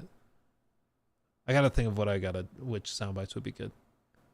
But yeah, I'll think about it. But that's great. That's great. And thank you. 5 months. Oh, baby. Yeah, that's a job. Yeah, that's basically what this is. Yeah. Then we go in there and we make money every month. And then we retire and take out our pension and walk out of there, and they'll have no idea that we took all that money right from under their noses. That's a job. So good. Okay. Anyway, Warner Bros. Montreal, they are working, of course, on the Wonder Woman game. Monolith is interesting. This is one of the studios that for a while was just totally AFK, and it was really, really weird because Monolith is like one of the head honchos. Like, these guys know what they're doing. They made Shadow of Mordor and Shadow of War. Shadow of Mordor won Game of the Year in 2013 by most outlets. That was pre-Game Awards. Game Awards started in 2014 after, what was it, Spike TV? Is that where Jeff Keighley was before? Or something like that. But anyway, before that, there wasn't like a singular Game Awards that gave out the Game of the Year. But yeah, they won most of the Game of the Year awards in 2013 for Shadow of Mordor. And then they made Shadow of War. Now, Shadow of War was something else. That was different. It was monetized out the ever-living ass. And it was so bad that they basically had to redo the end game after they had milked the game dry. There's some debate, some people say, no, they rebalanced the game after the backlash was so negative. Others are like, well, no, it's just they rebalanced it and got rid of the grind and the loot boxes after they had made all the money they could make out of it. I think both are right. Like, I think if there wasn't backlash, of course, they wouldn't have rebalanced it afterwards, but they rebalanced it afterwards to try and save face with fans and give the game stronger legs long term. And it sort of worked. I did that video last year where I was like, I revisited Shadow of War after however many years, 5 years or 6 years. And there were people in the comment section that was like, I had no idea there was this loot box scandal because I played the game a few years ago and I really liked it. I didn't have any problems. I had no idea there was a scandal with loot boxes and monetization. So I think that's probably why they did it after they had milked it dry, but also because they wanted to kind of retcon it and be like, no, see, it was always fine. It's still a weird game because there's still clearly a big gouged out hole in the end game where you can tell there's supposed to be a lot more stuff there, and they built it around these loot boxes that now are just not present. So it just feels weird to play, but it's not bad. Like, the core game is awesome. The Nemesis system is amazing, but it was just built around this monetization scheme. And even if you try to cut it out, it still just doesn't feel quite right. But they have been working on this Wonder Woman game basically since. So 2017 is when Shadow of War came out. Let's say they started on this in 2018. It's been in development for a while. Now, a previous job posting from Monolith caused a lot of players to fear that the game would be live service rather than a traditional single player game. However, in a statement to IGN, I think, do they have the listing or the specific? Let's see. Yeah, so the listing was they were looking for a lead software engineer of gameplay on Wonder Woman and wants the candidate to have experience in, quote, helping maintain a live software product or game. So people saw that and were like, oh my God, they're doing it again. They're doing a live service game. Did they learn nothing? Everybody freaked out. And then Warner Brothers actually responded. They basically never do this, but they actually responded and issued a statement to IGN saying, quote, Wonder Woman is a single-player action-adventure game set in a dynamic open world. This third-person experience will allow players to become Diana of Themyscira and introduce an original story set in the DC universe, while also featuring the Nemesis system. Wonder Woman is not being designed as a live service. End quote. Now, to their credit, it's pretty rare for a big multi-billion-dollar company to be that direct. It's pretty rare. Normally you get like the corporate doublespeak of, we're very proud of the game that our company is putting together and fans are going to love it and be amazed at the work these artists have done for years. And we are excited to show you what we've got when the time is right. That's almost always what they do. But in this case, they're just coming out clearly and being like, nope, this is not being designed as a live service game. Up until this sentence, I would be like, this could have all basically applied to Shadow of War. Pretty much every word of this. Shadow of War is a single-player action-adventure game set in a dynamic open world. It's a third-person experience. Will allow players to become I almost said ogre, but it's an orc slaying monstrosity, and introduce an original story set in the Lord of the Rings universe, while also featuring the Nemesis system. Like, every part of this could apply to Shadow of War. But the last sentence, it is not being designed as a live service. Now, does that mean that there won't be like some sort of monetization? No, there still could be, okay? Because I think technically speaking, you could still have some sort of monetization scheme inside of it, or a big collection of DLC or something that launches alongside it. But at the very least, I don't think you could say that Shadow of War was not a live service. I think that has to be described as a live service game because it was constantly updated with new loot boxes and stuff. And my impression or my understanding of a live service game by most of these companies' descriptions is that it is a game that is meant to live on. It's meant to take multiple forms. It's meant to update. It's meant to receive new content, new monetized packages and things like that. So for them to just come out clearly and say it's not a live service game is comforting, because now they've gone on the record and say it's not being designed as a live service. Could still have elements, could still have that, but this at the very least says this is not going to be like a Suicide Squad game with Diana. Like this is not going to be that. I'm still worried, because the last time these guys made a game, it was one of the most horrifyingly over monetized things I've ever seen on consoles. It was hilariously bad. So we should be very, very skeptical, you know? Well, we'll be looking at this very, very closely because they betrayed a lot of goodwill. And this is like, I think that this is where maybe some people are just going to disagree. I think most people will be on the same page with this game though. But you remember in like with Starfield, where I was saying with Starfield for a long time, like Bethesda does not get the benefit of the doubt from me. They have screwed me over time and time again. Their last game was a literal scam. They deceived people into buying a product that was incomplete and also not qualitatively what they promised. And they sold it to them at full price. We're trying to refuse refunds, every aspect of it, even down to the merchandise on the side with the canvas bag. Little things like that were even scams where they promised one thing, delivered something else, knowing it was different. They like textbook definition of a scam. And it was unethical. It was evil and vindictive and nasty, all to boost numbers before selling to Xbox. It was amoral at best, which is really saying something. So they don't get my benefit of the doubt. When BGS was promising that this game would do this and this, be the most polished game ever, would be this and that, I was like, cool story. I'm going to need more. I need you to convince me and win me over through evidence and gameplay. I'm not just going to believe you now. And there were other YouTubers that we got into arguments with. Like there were other, you guys remember, we did some of those collabs, not calling anybody out, but we did collabs with people, and like we talked about it on stream, and there were people that just were like, I do give them the benefit of the doubt. And at that point, we're just at an impasse. Like we're just going to disagree. If you're going to give them the benefit of the doubt and believe them when they tell you something, without interrogating it and investigating it more, we're just never going to really see eye to eye, you know? Dang, looks cold in there, Luke. Oh yeah, about a quarter inch. Yeah, it's it's about an eighth of an inch in here. It's pretty cold.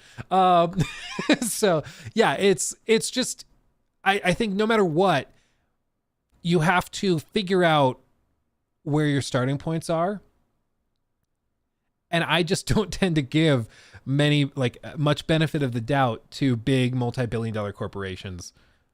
Shocker, right? Because they're not your friend. And I think that was the funniest thing with like the Xbox thing that happened recently, where like you remember there were those pictures of the guys burning their consoles, and they had like their Xbox hats and t-shirts and stuff, and they're burning them in the backyard and smashing their Xboxes over what ended up being basically a nothing burger story. But it was basically because they thought that Xbox was going to bring some of their biggest games to PlayStation and make them cross-platform. They were burning their clothes, smashing devices they spent hundreds of dollars on, freaking out and melting down like toddlers. And it's because like they had built a personal relationship with a company that doesn't really care that much about you. Like, you know, like they really, oh yeah, the guy singing to his Xbox. Yeah, that one was funny. Like they're not your friend. And I think that clip with Colin Moriarty was really, really good. I wonder, Colin Moriarty media. I wonder if I can find the clip.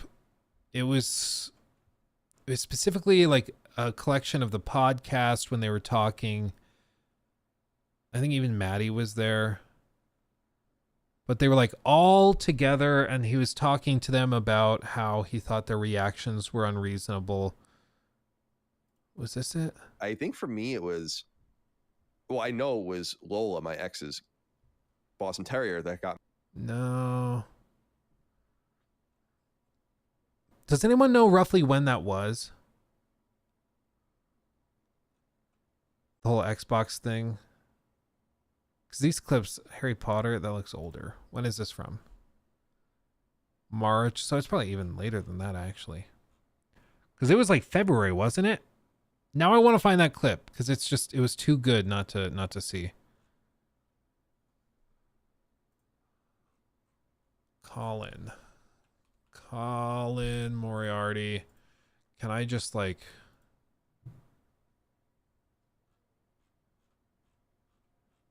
Maybe if I just control F and look for Xbox.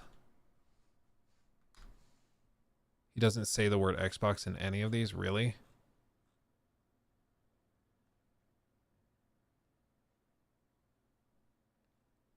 I refuse to believe people actually did that. Dude, it was so stupid. It was so stupid. Can I really not find it?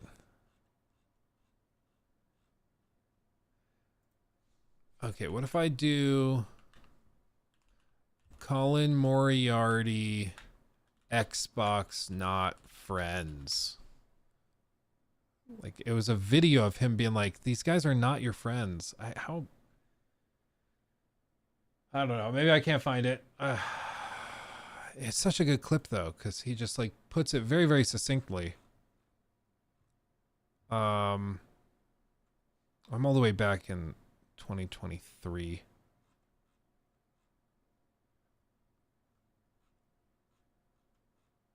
Maybe he deleted it.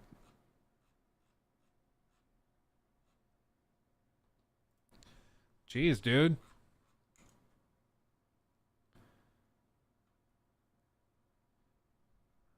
Yeah, maybe. Did I bookmark it? I don't think I did. I think it's just they might have deleted it. Might just be gone.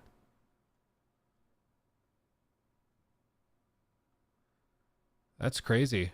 Yeah, I can't find it. I think he did. Okay, well, sorry for the delay, everybody. I was really hoping I could find it, but I guess not.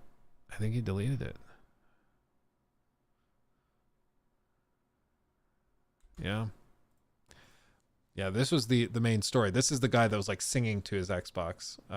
Part of it was like memeing. He was joking a little bit, but it was just very funny because it's like, bro.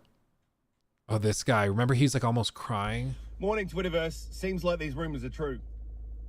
Reached out this morning to a couple of people who are in the know. Oh, Jacob found like it? These rumors Okay, thank you, Jacob. Hold on. It does seem like Starfield is going to PlayStation. It does seem like there's conversations about Indiana Jones. This seems like it's true. The people I'm talking to would know, and Apparently they wouldn't. Because it wasn't true. Like, what? Oh, this is the guy that was like, keep the line, hold the line. It's all the ins and outs, and until we do know that, there's no point losing your shit yet. So everyone just chill fuck out. Wait and see what the leadership has to say, and then we'll go from there. Hey, at the end of the day, man. It's crazy. It's crazy. Yeah, people like burning. So funny. So funny. Okay. Did you post it? Hold on, Jacob. Found the stream clip with it. Where is it? Can you paste the link? You should be able to as a mod. Be able to do that, Jake. Oh, maybe it was Defining Duke that tweeted it out.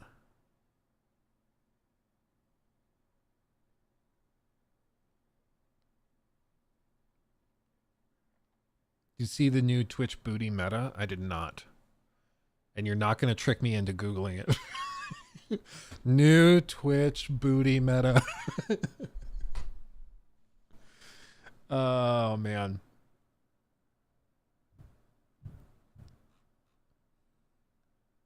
It's like 2:45 in. Oh, it didn't post the link. Can you send it on Discord, Jacob? It's not going through in chat. It's blocking. It's blocking the links. 2:45 in.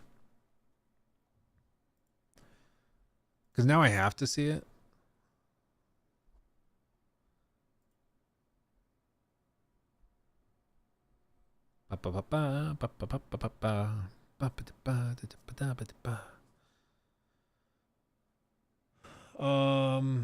It's just girls using green shorts and streaming the gameplay over that as a green screen. Really?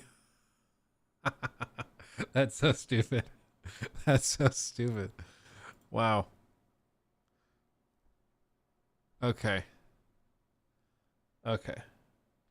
Yeah, Jacob for Luke is what Jamie is to Rogan. I think one day, actually, Jacob's moving down here. Like he's moving back down to Colorado. So we might actually go and like get the studio set up and do that where Jacob's like the producer.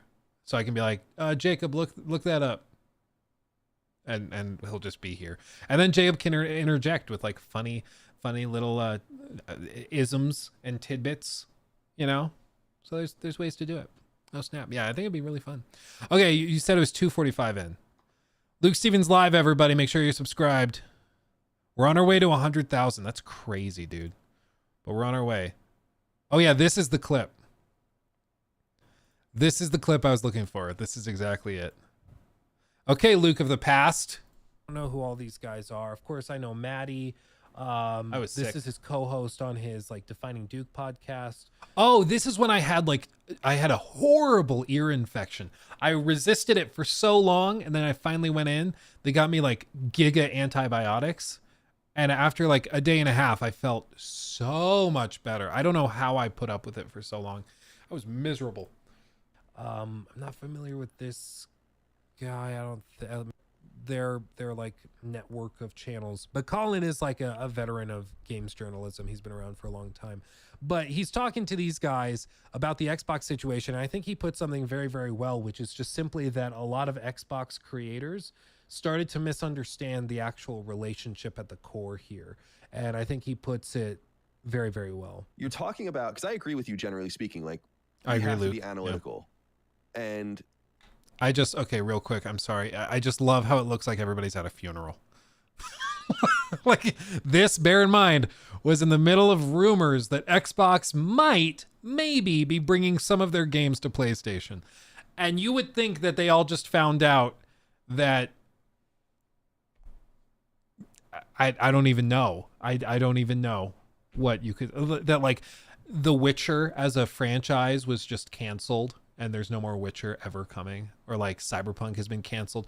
Now, everybody, no more third-person games. Like everybody's acting like this is the end of the world when it's just a nothing verse. You know, which one's the real Luke? Which one's the real dad? I don't know who to trust. I took an enormous amount of abuse from Xbox fans for being analytical. The reality from my perspective, and I'd be very interested to see what you think of this, is that I think one of the mistakes Xbox has made is, and makes Sony and especially Nintendo look much more brilliant in hindsight, is like they just don't say anything to anyone. Yeah, because they're a company and they're not trying to be best friends with everybody. Yeah, I'm the real Luke. So yeah, I can cover up fake Luke. Yeah, it's been very interesting. Xbox takes a much more direct approach with their creators. And I can attest to this directly. Like getting a hold of PlayStation for review codes, for press events or whatever is a nightmare. Like unless you live in certain countries where they have bigger teams for a smaller population of people, it is next to impossible to get a hold of the right person. And it's because like I was talking to Joe Raptor about this, where you know, he's in the Netherlands, I believe. And so he has like a team that handles 5 creators in his whole like district, his whole area of their coverage. So he has a direct relationship and they know him on a first name basis. He's one of the few people they interact with directly. So he has a good relationship with them. When I'm trying to get review codes or something, I'm talking to a member of a team of like 20 people at one of these big companies, and they are emailing 300 other creators, YouTubers, TikTokers, streamers, whoever, trying to figure out who's the best person to put on the review and who to assign these 50 review codes they have. Like it's really very frustrating to kind of juggle that and try to get a hold of an actual person that you can build a relationship with. Whereas Xbox, they are very like buddy. I tore Starfield a new one for like months because I thought there were so many red flags. There were so many problems with what they were describing and how they were so coy. And it seemed like they were actively like corrupting and like brainwashing their own creators in a way where it blew my mind, where creators that covered Starfield were starting to buy into the marketing jargon, like the Creation Engine 2.0 as if that would just magically fix all of the problems with the creation engine and it'll be a technological marvel. It'll be like Cyberpunk 2.0. It's like, no, it's the creation engine. They just put a 2 next to it. It's the same thing. But for some reason, they acted like I was crazy for pointing this out. And it's because these guys started to buy into that marketing from the executives and from the marketing teams that were trying to be more buddy-buddy than more cold and like, I think, laid back, if that makes sense. They don't feed this, frankly, parasocial fanboyism that is deep in the Xbox ecosystem. I'm sorry. Like, it's not to say that there's not. But 2 is 2 is bigger than 1. You are right, Fancy Panda. You are right. But 2 is also the number that's often used to denote poop. And what was Starfield? Pretty damn poopy. Confirmed. Obnoxious.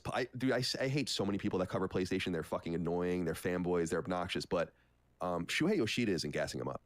The sad reality, and you see this, is like men acting like children, mostly men, women too, acting like children because they think they played Halo with Phil Spencer once. And so like Phil Spencer's his best friend and Phil would never do this to him. And I'm not talking about anyone specific because I don't even know who exactly that is, but I know that that's the kind of discourse that's going on out there. And that shit is fed by executives that are playing on the fanboyism in their own ecosystem, and it's backfiring on them in a major way.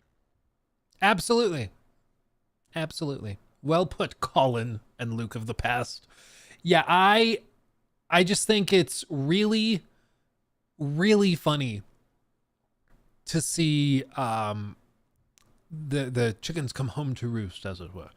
I just think that Xbox for a long time had a sort of toxic style of marketing, and now they're realizing you can't really do that. And it's been interesting because I think since Phil Spencer started making major acquisitions, there's been a lot more eyes on them and a lot more pressure towards them. And it's been interesting because like Redfall, for example, in those emails with the FTC hearings and everything, what was interesting is that Phil Spencer was very upfront where he was just like, we didn't really consider that like the negative reflection on us that would occur after Redfall failed in the way it did.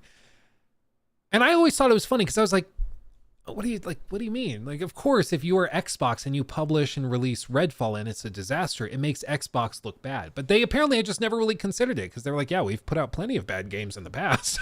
Like, it was never that big of a deal. But it's because now there's more eyes. They've built these relationships. And I think a similar thing happened here where they thought that they would just announce they're bringing these games over and people would just kind of go, okay, whatever. And instead, you have these people with these like parasocial relationships with big corporations that just have weird expectations and weird, like, it's just odd. It's just freaking odd, you know?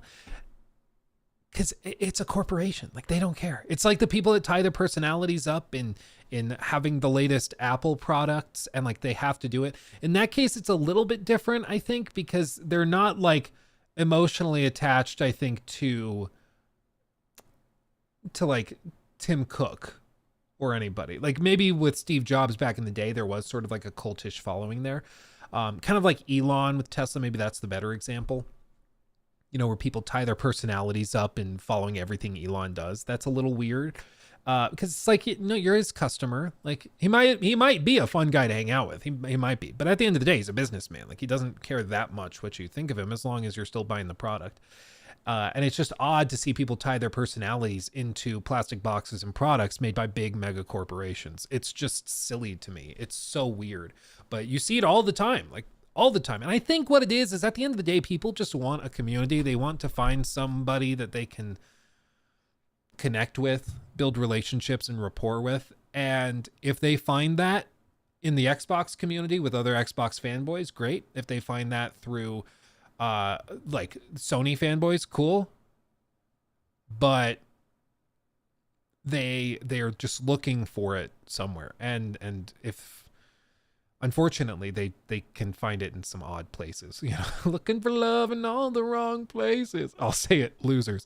Yeah, Terminally Online, Xbox fanboys. I on the one hand, like I feel for them.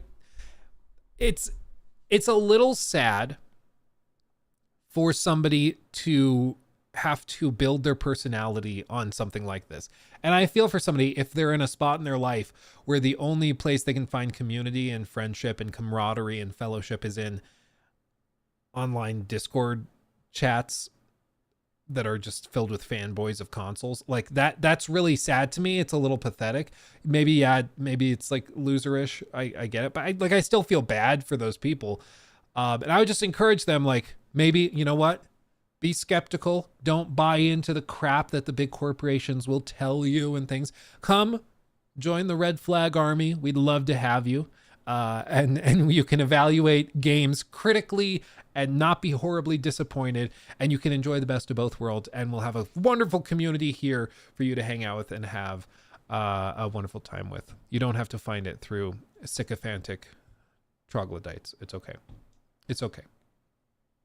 Yeah. Speaking of red flags, I am investigating. I'm investigating getting a limited edition merch run of red flags. Okay. So we're probably only going to have like 50 of them. I'm going to mail them out myself. And like, it's going to be the red flag that's going to replace that one I've used in videos, but it's going to be an actual like hyper limited edition red flag that we're going to sell. It's going to be fun. It's going to be fun. Somebody in chat the other day was like, you should sell a red flag or something. And I was like, I don't want to just have a rotating constant supply of red flags, even though I get it. So I think maybe eventually we'll do that. But in the meantime, because it's funny, I think we'll do like a fancier red flag that's a little bit more elaborate. Do that hyper limited edition, and then we'll do something more readily available, you know. Super rare, gonna sell on eBay for 20K. Oh golly. Okay. So yeah, I'm glad you found that clip, Jacob. Thanks for finding that. Yeah, to some it's a family, to many it's a cult. It's disturbing. If your identity and happiness is tied to whatever multi-billion-dollar companies do or don't do, you have bigger deep-seated problems than whatever is going on. You are not what you own. For real, dude. Christian Owusu is now a member. Christian! Like, are you gonna play Rise of Ronin or DD2 all the way through first? First of all, 14 months. That's fantastic. Thank you, my friend. As for what I'm going to play first, Dragon's Dogma 2. I've said for months, you guys know for a fact, I've said for months, Rise of the Ronin, little stanky. There's a little stank there. Just a bit, but it's wafting, and I'm catching it. And I think you guys are catching it too. It's hard not to, honestly. It's really hard not to. So I feel my gut is telling me that Rise of the Ronin has some big problems. We'll see. I'm not usually wrong about these things. Sometimes I am. Like the Battlefront collection, Classic Collection, for example. The single player stuff worked great. I did that video. I had a great time with it. I thought it was fine. I couldn't test online stuff because it didn't launch yet. So I was like, okay, we'll test the online when the online launches. And then the online was a total disaster, like one of the biggest most disastrous online launches of any game in recent memory. But it was so different from how the single player was that it's like a totally different game. It was outrageous. But usually when you can see a little bit of stank in trailers and preview events and stuff, usually that carries through to the final game. And in this case, I just feel there's something with Rise of the Ronin that's just off. So we'll see.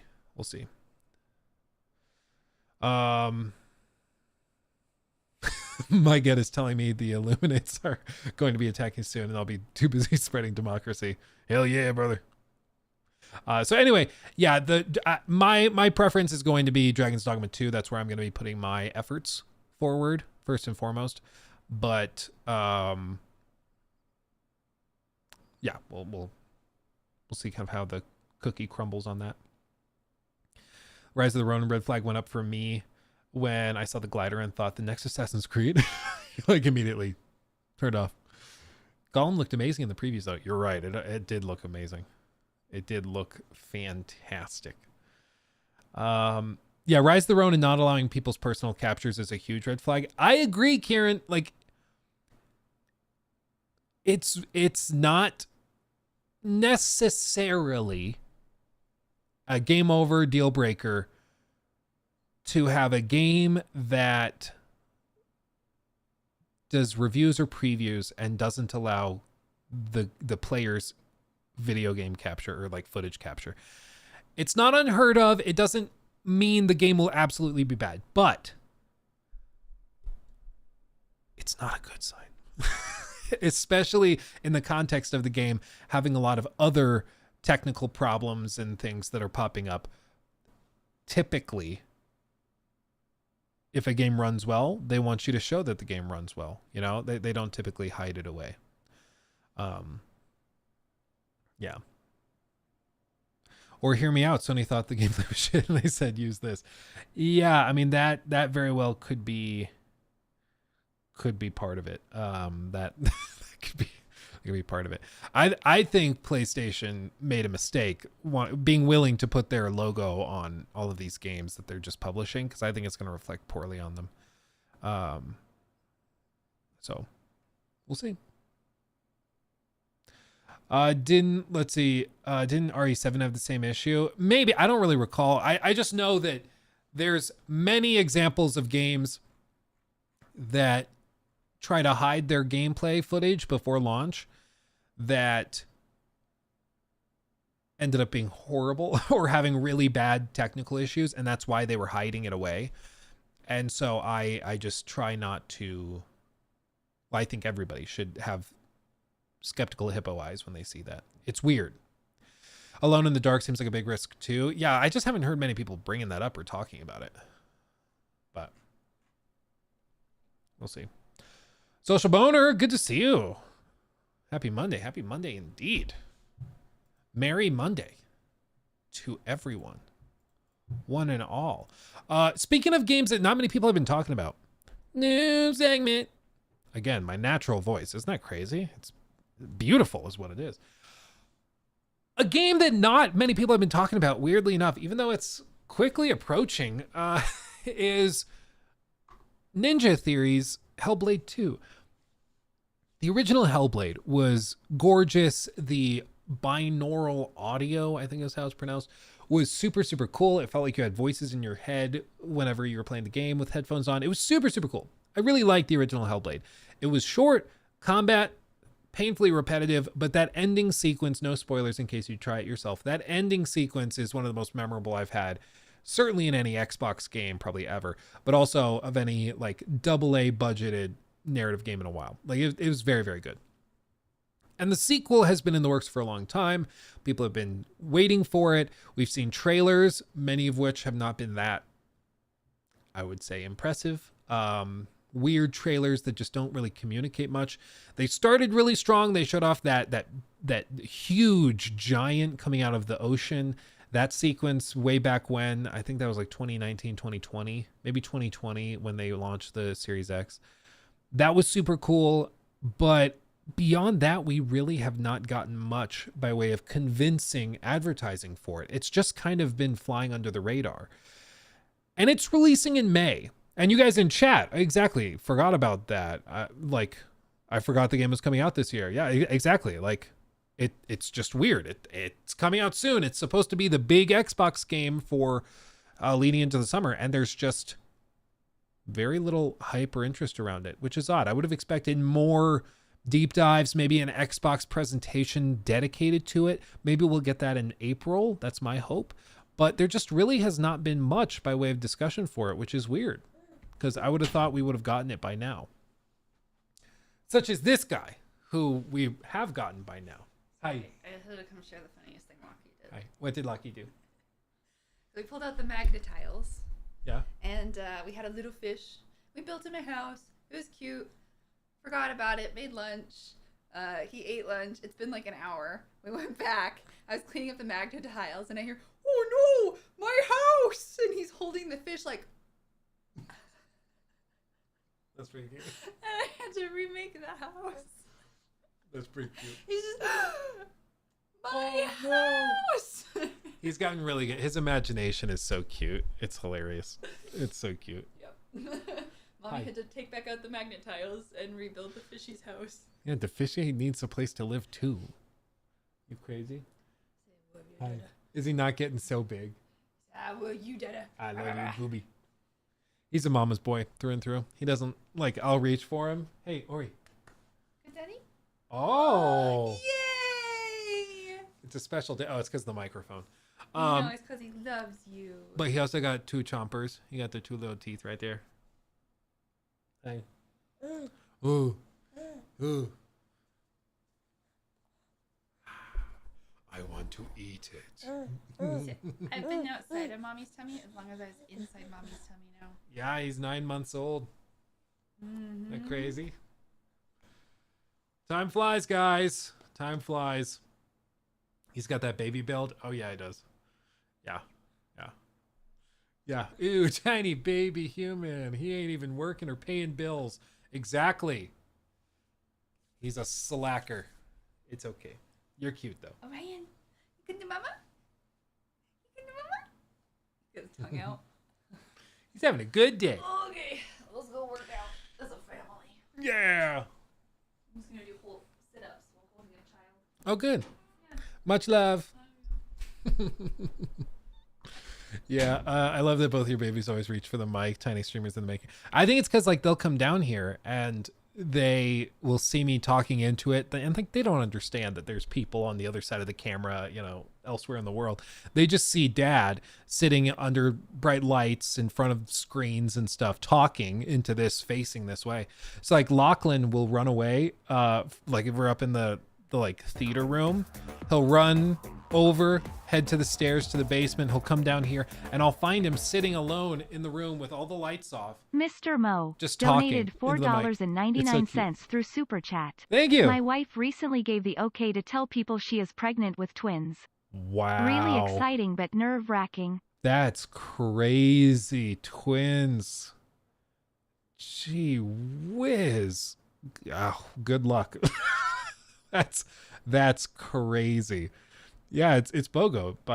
Get one child born, get one free. Yeah, basically. That's wild. Godspeed. Congratulations. Wow. I don't. Nikki's family has a history of twins. It's like recessive gene, I think is what it's called. So it's not supposed to come out till her generation, and so far no one in her generation has had twins yet. So, you know, for Lachlan we were kind of braced, for Ori we were kind of braced, and we'll see. I think we have one more in us probably, but it's we'll just see. But yeah, congrats, dude. That's crazy. Twins. Oh, that's wild. That's wild.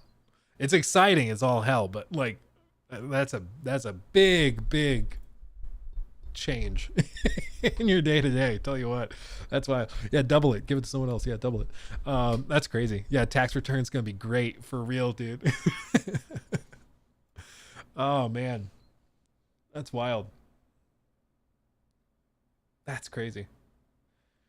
Goodbye gaming. Well, the thing is, it's not necessarily goodbye gaming, because here's the thing: babies, they do really well sitting on your lap or on your chest while you're playing games.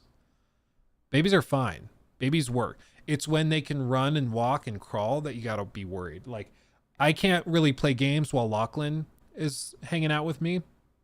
For one, because he's just not that interested in them, and two, because he wants to play the game too, and he wants to see it. So like we might be able to do something co-op eventually, but he's gonna get into trouble. You know, he's gonna go pull stuff off the shelves or take apart the Lego sets like he usually does. Yeah, he's gonna find trouble. Gaming Astronomer donated $4.99 through Super Chat. Thank you. That's wonderful. Thank you. I have 2 daughters, never stopped gaming. I just choose my time more wisely. Yeah, and I think that's the big thing. When you're a parent, you just end up figuring out how to prioritize your time. And once you figure that out, things can work. But there's no more like, I guess I'll do this and do this. Like, you have to set aside 2 hours tonight. I'm doing this, and then I'm going to go to the gym for 45 minutes. I'm going to get back. Like, you have to be very precise. Anyway, back to this. To finish out this segment. So all of this to say, Hellblade 2, weirdly quiet, weirdly absent, not many people talking about it. And in fact, one of the things that they just dropped that generated a little bit of attention was this story that broke about the inclusion of a photo mode. I'm one of these gamers where I personally don't find this to be like a selling point. I usually play the game for the game. I understand some people like to go and capture the beautiful photos, and it's basically like second, maybe like third party artwork. So like the artists created the game and then somebody else comes in and can capture these images of the game, and it's like double artwork. It's kind of cool, but it is a gorgeous game. There's some amazing quality and detail present here. It's outrageous. I think this is going to be probably the most graphically impressive game of 2024, full stop. But I still don't really know what the game is or what it does differently. Like in the last reveal of gameplay that they did at that Xbox event, all they said was we reworked the combat system entirely. And then all the footage they showed was just, it looked like the same combat from before. Like that was the whole thing. That's all there was. So I don't know if it's actually reworked. Maybe this ends up being like a sleeper hit and it's like totally redone and it's amazing. But it seems odd to me that there's been very little discussion about it. And even if there were more discussion, it feels like not many people are that interested or hyped for it. My hope is that in April we get like a full deep dive or something. But at this point, there's really not that much to talk about. And we're like a month and a half away. It's crazy. It's crazy. They also confirmed the game won't have a physical release. Senua Saga will be a game crafted from the heart, a game similar in length to the first Hellblade with a focus on narrative and sold digital only at $50 or Game Pass. And you can once again expect to join Senua in understanding her world through perception puzzles led by her experiences of psychosis in brutal and visceral combat and in traversal gameplay, this time across the harsh but beautiful landscapes of 10th century Iceland. Crucially, all these elements are intertwined in a unique visual and audio experience where everything is in service of Senua's story. So you can expect more of the same, but this time with the support to push our ambitions for immersion, fidelity, and richness further than before. Microsoft's head of gaming later claimed getting rid of physical media isn't a strategic goal for Xbox, but said it will follow what players are doing. Right now, a majority of our customers are buying games digitally. It's mighty convenient. Similar in length. I mean, Senua's Sacrifice. How long to beat? This game came out in 2017. It is now 2024.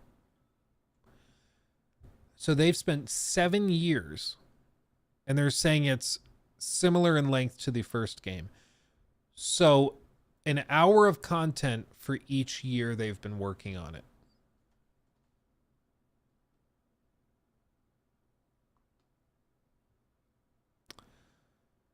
Now, to be clear, not every game is about length. It's not always about length. Sometimes it's about quality. Okay. I've been clinging on to that my whole life. It's not always about length. It's about quality. And I think this could very well still be worth, every penny, every dime, it could be very well worth it. But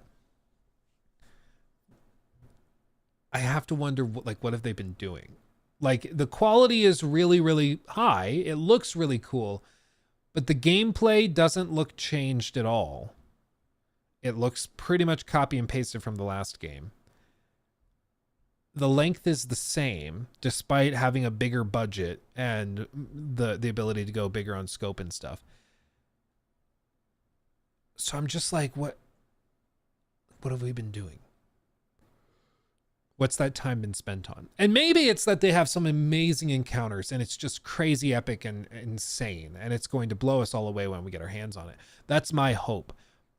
But so far, the showings have not been that impressive. And you would think that they would start to show some stuff to really get people excited, but they haven't. Maybe that's what April is for, to be perfectly clear. Maybe that's what April's for. But we shall just see. I mean, if I do Hellblade 2 trailer, and we just look at, was this it? This is a trailer from 9 months ago. Slipping through her soul. You remember this? It's so dark, you can't really see anything. I appreciate the wide open aperture, but it makes it so the depth of field is so shallow. Most shots really lack clarity and detail, but it's an artistic choice. Maybe it's totally intentional, you know.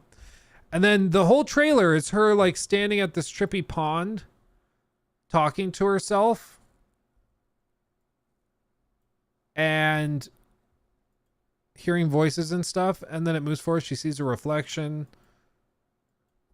talks to her reflection, extreme close up, graphically very beautiful. That's the whole trailer. They spent 4 minutes on that, and like, this is supposed to sell the game, and I just don't think it does. Squinting the game.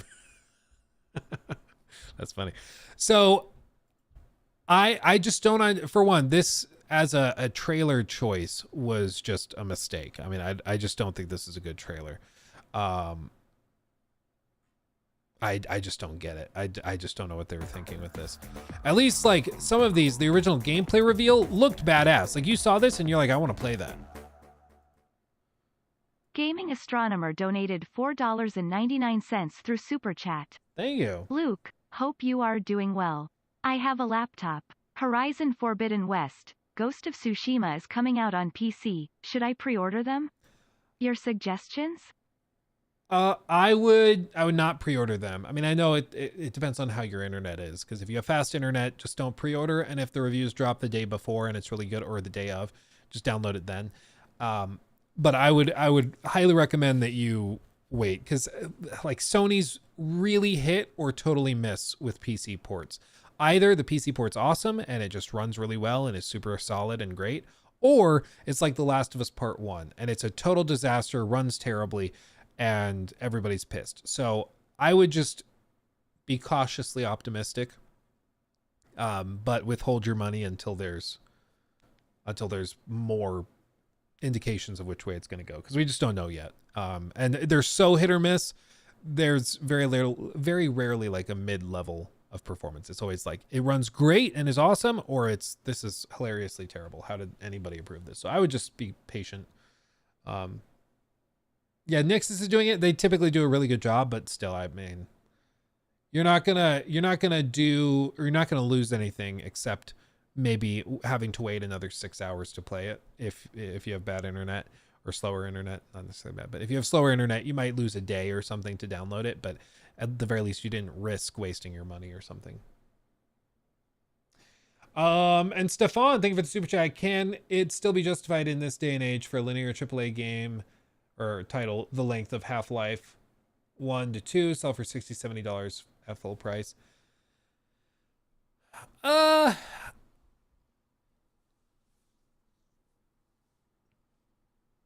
mean, I think people can justify whatever they want. It's about the like where you break even though. And I think for most of these big studios, they're spending so much money seemingly to get to a short runtime that they have to perform really, really well. They have to sell a lot of units at a lower price, or they have to sell a pretty good amount of units at a higher price. And so it's just threading the needle and finding where that line is. For Hellblade, it's a Game Pass title, so I think there's less pressure just by the nature of it. I'm still weirded out though that like for 120 in 2020, so it's probably more like 150 people now. For 150-ish people to work on this game for 7 years. I mean, that's a game that's probably, over $100 million when all is said and done. $100 million for 7 hours of gameplay. Like, that's a lot, and you need a lot of revenue to come in to justify that. And Stefan Konstantin don't know if Dimitrache you can do donated it. Ron 25. so I don't know if it can work. I don't think it generally will work nowadays. I think if you're going to be under 10 hours, you basically have to release at a discounted price. And even then, a lot of people are just not going to bother. When it's Game Pass, it's slippery, though, because it's like, what are you going to do? Helldivers 2 had a smaller team. Yeah. But, I mean, this trailer, I still remember seeing this trailer. And now I look at it and I think it looks graphically really good, but I remember thinking it looked really photorealistic. And it looks more photorealistic in style than anything else, but it didn't look very video gamey to me when it first dropped. Now it does.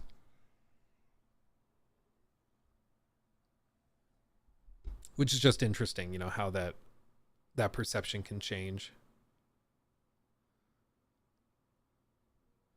Throw the spear. Do the thing. But yeah, I remember when this dropped, I was like, I want to play this. But since it came out, they haven't shown anything this cool since.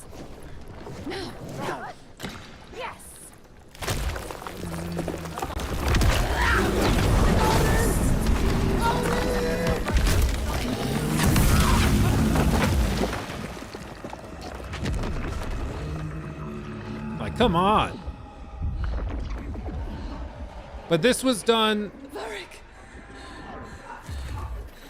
Game Awards 2021.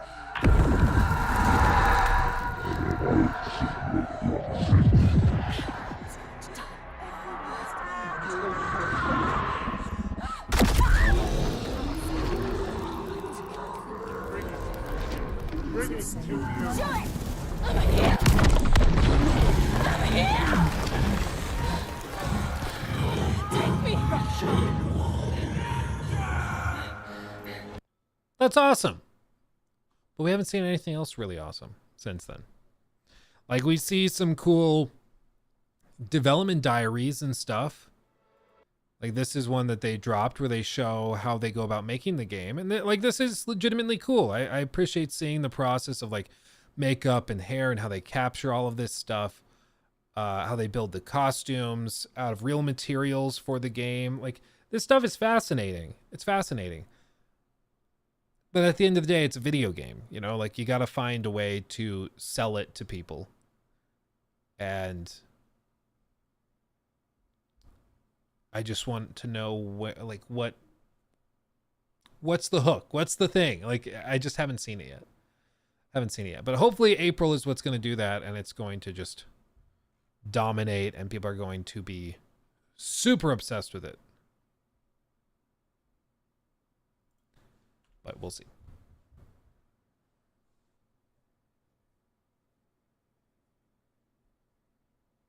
Have you watched the Hideo Kojima documentary thingy? I have not yet. I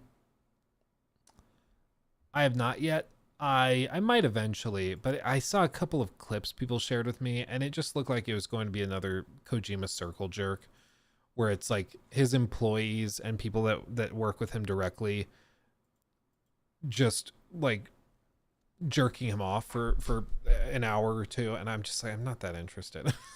Like, I'm genuinely just not that interested in listening to people talk for 2 hours about how much of a genius he is and how he's a visionary, and also like he's a psychic and he knows the future, and I'm just not that interested.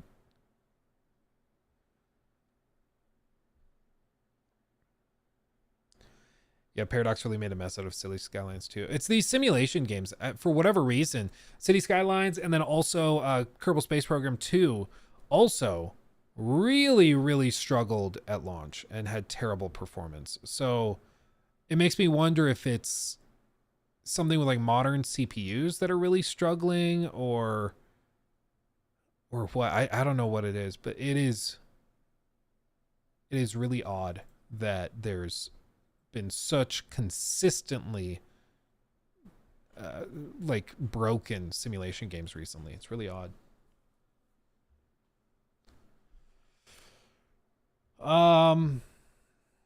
Just tried to play Death Stranding for the first time. Cool story, but not a game. Couldn't bother. Yeah, right. I mean, for me, it's kind of the opposite. I think that the game can be relaxing, and I can enjoy just kind of turning my brain off and hiking around delivering packages every once in a while on like a rainy day or a snow day. But I cannot, like, I just can't take the story seriously. I just find it such a cringy high school level story.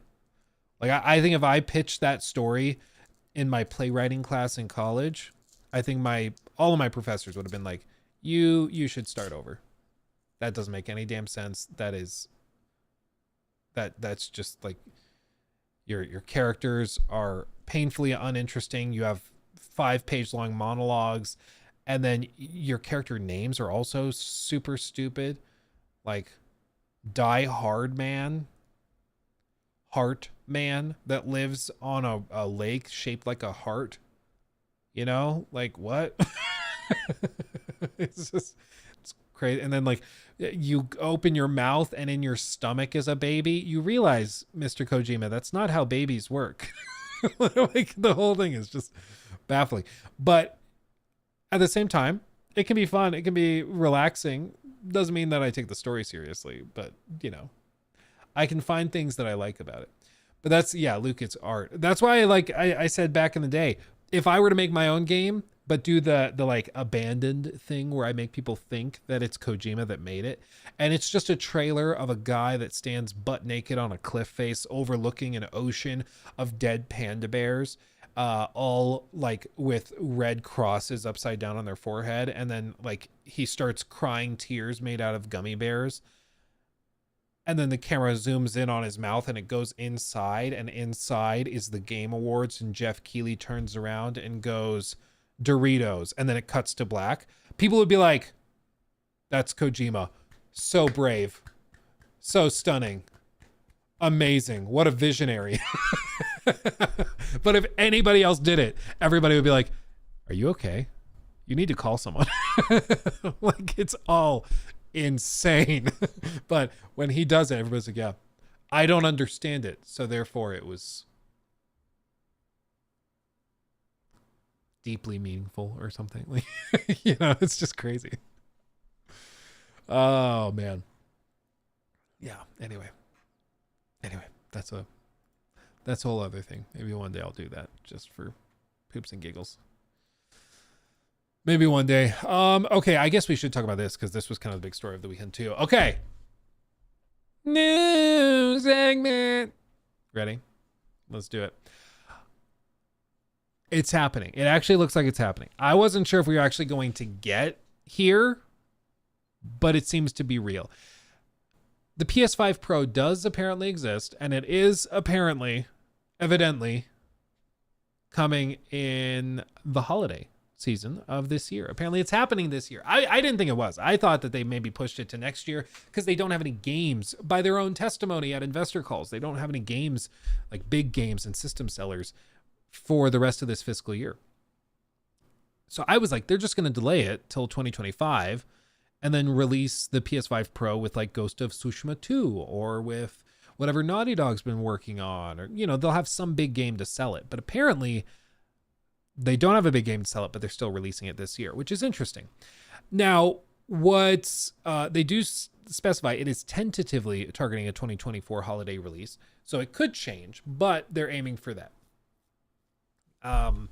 And so they go into some details about this. Today's leaked documents also confirmed rendering 45% faster than PS5 should allow for more reliable performance, hitting 60 frames and doing so at higher frame rates, or higher resolutions rather, which is cool. Improved ray tracing, 4x in some cases. I don't personally care that much about ray tracing, but it's fine. Teraflops basically means nothing in most of these conversations. It's just kind of like an easy marketing gimmick to look at. So doesn't tell you a whole lot. I heard somebody compare it to like horsepower. I think it's even less vague, or it's more vague and less specific than horsepower. Because it's like, does horsepower necessarily determine how good the car is going to be for you? No. So you shouldn't rely on horsepower basically, or teraflops, in considering a console. That's true, But horsepower is like a very easily quantifiable thing. Teraflops can change based off of certain parameters. So it's overly confusing. But PSSR, PlayStation Spectral Super Resolution Upscaling, is an upscaling and anti-aliasing solution they've developed specifically for PlayStation. So apparently they're developing their own thing, basically, which it seems like it's different from FSR. It's different from DLSS. It's their own thing. So maybe it's just so much better than those that they just decided to do it natively on the console. So developers only have to achieve a certain level and then the console handles the rest. Maybe that's what they're doing. I don't know. But it's interesting that they're not pitching it as like, yeah, it runs FSR 3. They're pitching it as something unique and different. It's also going to support resolutions up to 8K. Specifically, it's planned for a future SDK version. To be clear, that's probably never going to run on this console, like as far as games are concerned, unless it's like Super Meat Boy or something. But probably it's built for video output. So like if you watch Netflix and you want to watch Netflix or YouTube at 8K on your huge ass TV in 5 years, you could do that. That's kind of what they're aiming for there. Custom machine learning architecture and AI accelerator supporting 300 TOPS of 8-bit computation, 67 teraflops of 16-bit floating point. Cool. What is interesting to me is that apparently they are trying to take steps to actually like build in AI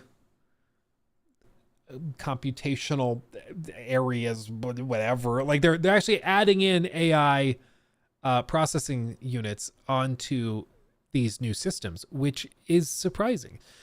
There's more details as well. They're going to support a high CPU frequency mode, which is interesting, where it's going to give a 10% increase over the standard console by rerouting power from the GPU over to the CPU, which could help for like simulation heavy games. That's interesting. They have some audio improvements as well. More convoluted reverbs can be processed now. That's super cool. Yeah, more stuff with the GPU.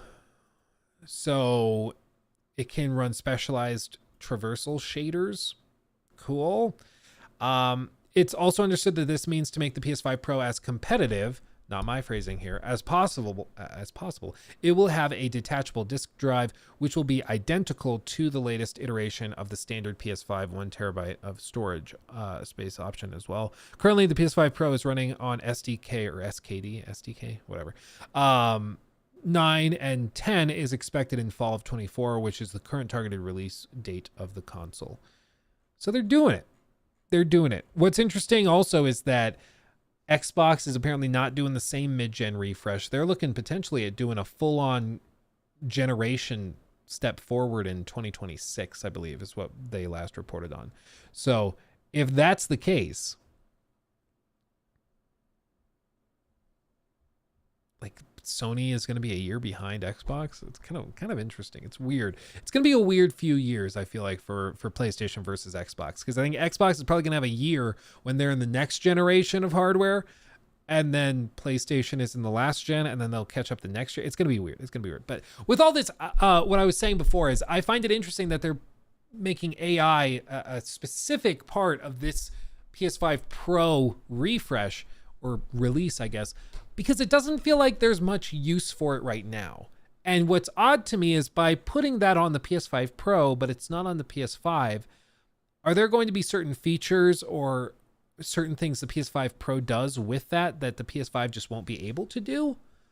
You know, like what is that going to be used for? Is it going to be used just for like UI stuff? Is it going to be used just for maybe processing voice commands through the controller or something? Is that what they're doing it for? Or are they going to be trying to use it in actual games? And if that's the case, the PS5 doesn't have that. So you're going to have different features on the PS5 Pro versus PS5. It's just weird. I exactly, Diego. I don't know why it needs the AI stuff or what it's going to be using it for. Because it seems like even if it is really great for maybe processing like NPC discussions or something, maybe there's an actual like language model they're using on the console and they're processing and deciding what these things do in real time instead of having a server do it remotely. It seems odd that they would do that on the PS5, but not, or on the PS5 Pro, but not on the PS5, because the PS5 won't be able to do it. So, it's just odd. Tom has an article. Hold on. Please hold. Tom has an article answering the question. Hold on. Hold on.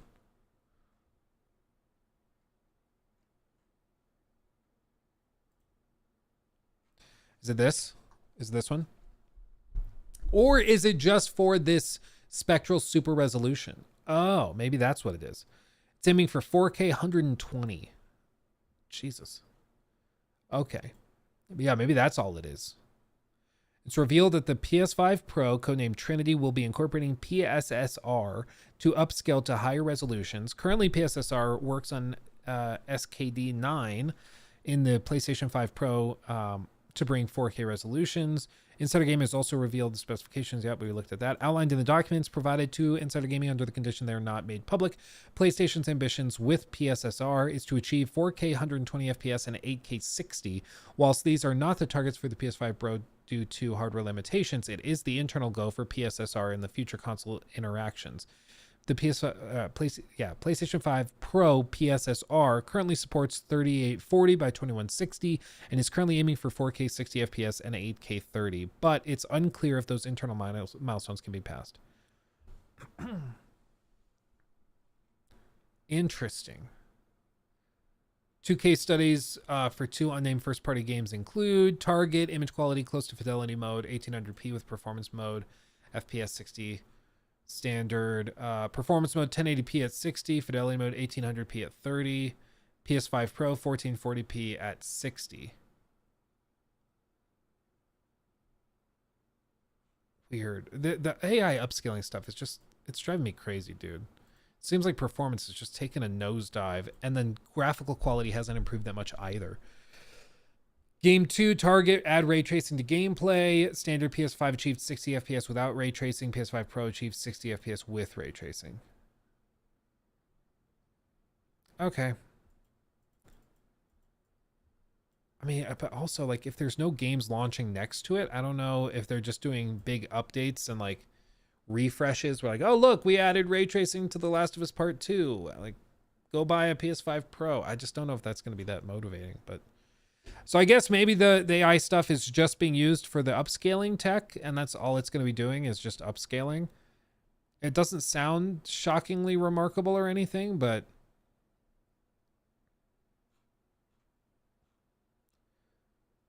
I don't know. To me, is it not underwhelming to hear that it's doing 1440p, then using the upscaler to get 4K at 60? Like, so it's 1440p at 60. Like that's what we're doing. Then you upscale it to 4K, and maybe it's really good upscaling and you can't really notice it, but you're still rendering at 1440p. Like, the promise of the PS5 gen was supposed to be that we get 4K stuff, and then all of these AI upscalers came out, and it was like, okay, this is achievable now, but it's just frustrating. It's just, I don't know. It is disappointing, especially when they say 4K is running at 120 FPS. Yeah, well, it's like, okay, well, if you're just going to say 4K 120 or 8K at 60, it's not. Like, you might be rendering at 1440p and upscaling it to 8K, but it's not 8K. Like, if you're going to say that that's 8K, resolutions don't matter anymore. Like, it just doesn't matter anymore. If you're just going to conflate upscaled to that resolution with rendering natively at that resolution. And, you know, and this is also paired with, you know, of course, other technical issues and speed bumps people have run into. It seems like we're getting, again, an over-reliance, in my opinion, on these upscalers for performance, where, like, Jedi Survivor is probably the best example in recent memory, where that game ran really, really poorly. And then they were like, well, we need to hit these like frame rate targets. We need to hit 30 or we need to hit 60 for performance mode. So we're going to put in FSR. I think it was FSR 2 or FSR 1, but they put in the AI upscaling stuff. And so the gameplay looked horrifically blurry. It looked really, really bad. And that was the only way you could hit a semi-decent frame rate. And even then, it dipped and dropped all over the place. But it was because, like, the game ran like garbage. But they were like, just add in the AI upscaling stuff and we'll hit those frame rate targets and it'll be fine. Even though it looked like garbage. They're like, oh, well, we technically hit the frame rate. We technically did it, so we're fine. And it's frustrating because I think a lot of developers have started doing that, where they just rely on that upscaling to fill in those gaps for them. And it's annoying because I'm like, this was supposed to be a generation where we took a big leap forward. And instead it feels like we took a baby step and then we haven't really gone anywhere. And in some cases they're like, yeah, but now we can hit 8K 60. But you can't. You're hitting 1440p and then stretching it and upscaling it to look more like 8K, but it's still not 8K. Like I'm surprised that, you know, of course this isn't like official marketing stuff, but I'm surprised that so many companies are able to just say like, yeah, the game will run at 4K or targeting 4K, or, you know, when it's just not. AI for NPCs is a much cooler idea. Yeah, I think they'll rely on cloud stuff for that for a while, or for the next generation, maybe they will be able to do that. But it is really frustrating to see that it's just like, it's a console refresh and it's going to be faster, but it seems like they're targeting ray tracing as the big improvement, in addition to this new AI upscaling solution to stretch the images further. I like ray tracing. Ray tracing in Cyberpunk 2077 is beautiful. It's amazing. The overdrive mode is crazy if you have a supercomputer to run it. But I think ray tracing largely is just, it's a huge red herring for developers. Like, I just don't think, for one, players care that much about ray traced shadows and reflections. It's not that huge of an improvement graphically for most people. I think players would much rather have a stable game that runs at a stable 60 or a stable 30 than have these cool bells and whistles, you know? Yeah, ray tracing is a resource suck. Exactly. And the way that they can get ray tracing to run better is by rendering at lower resolutions, so there's less rays to render, and then they upscale from there. But that's just led all of these developers to just rely on the upscaling stuff and not optimize. It's crazy.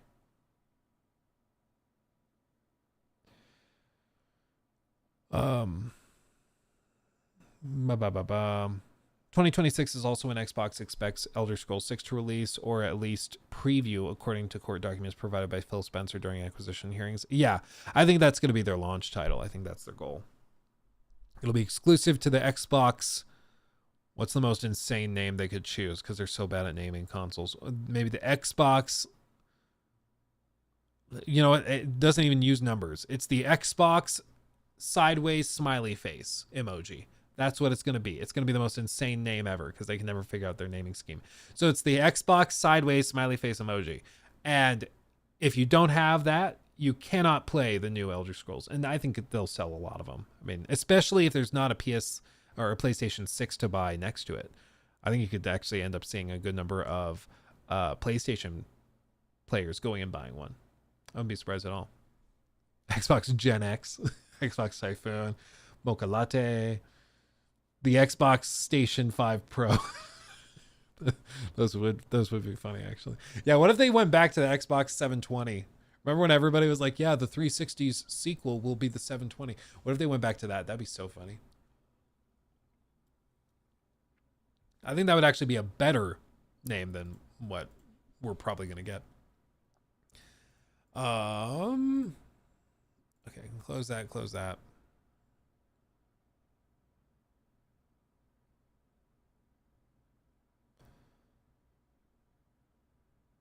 Where's my notes? There we go.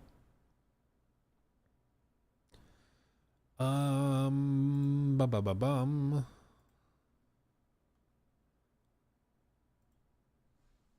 I'm gonna pull this up. Okay, one last new segment. Ready? You ready?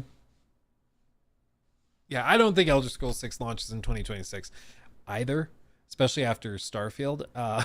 But maybe now they're just getting those Xbox dollars and they've got a lot more firepower behind them. Who knows? Yeah, they haven't even released a DLC. I agree. There's something weird going on with Starfield's development. Maybe we'll talk about that on Wednesday. There's something weird going on. Yeah. It's odd that they've made so little progress. Either this expansion is going to be like the biggest, craziest thing ever, and they're doing a ton of extra work on the side to like get rid of load screens or something. Maybe they're doing that, or something else is going on. I don't even know what the alternative would be, because it's just, I don't even know. Something weird's happening. So I came across this in a series of comments I got. I've done a handful of videos like in defense of The Last of Us Part 2, discussing like the story, discussing some of the broader design decisions, the pacing, all sorts of stuff. And inevitably, when you talk about The Last of Us, Neil Druckmann comes up. People are like, oh, he ruined the series. He retconned a bunch of stuff. He rewrote the story to try and alter how the Fireflies were perceived and all of this stuff.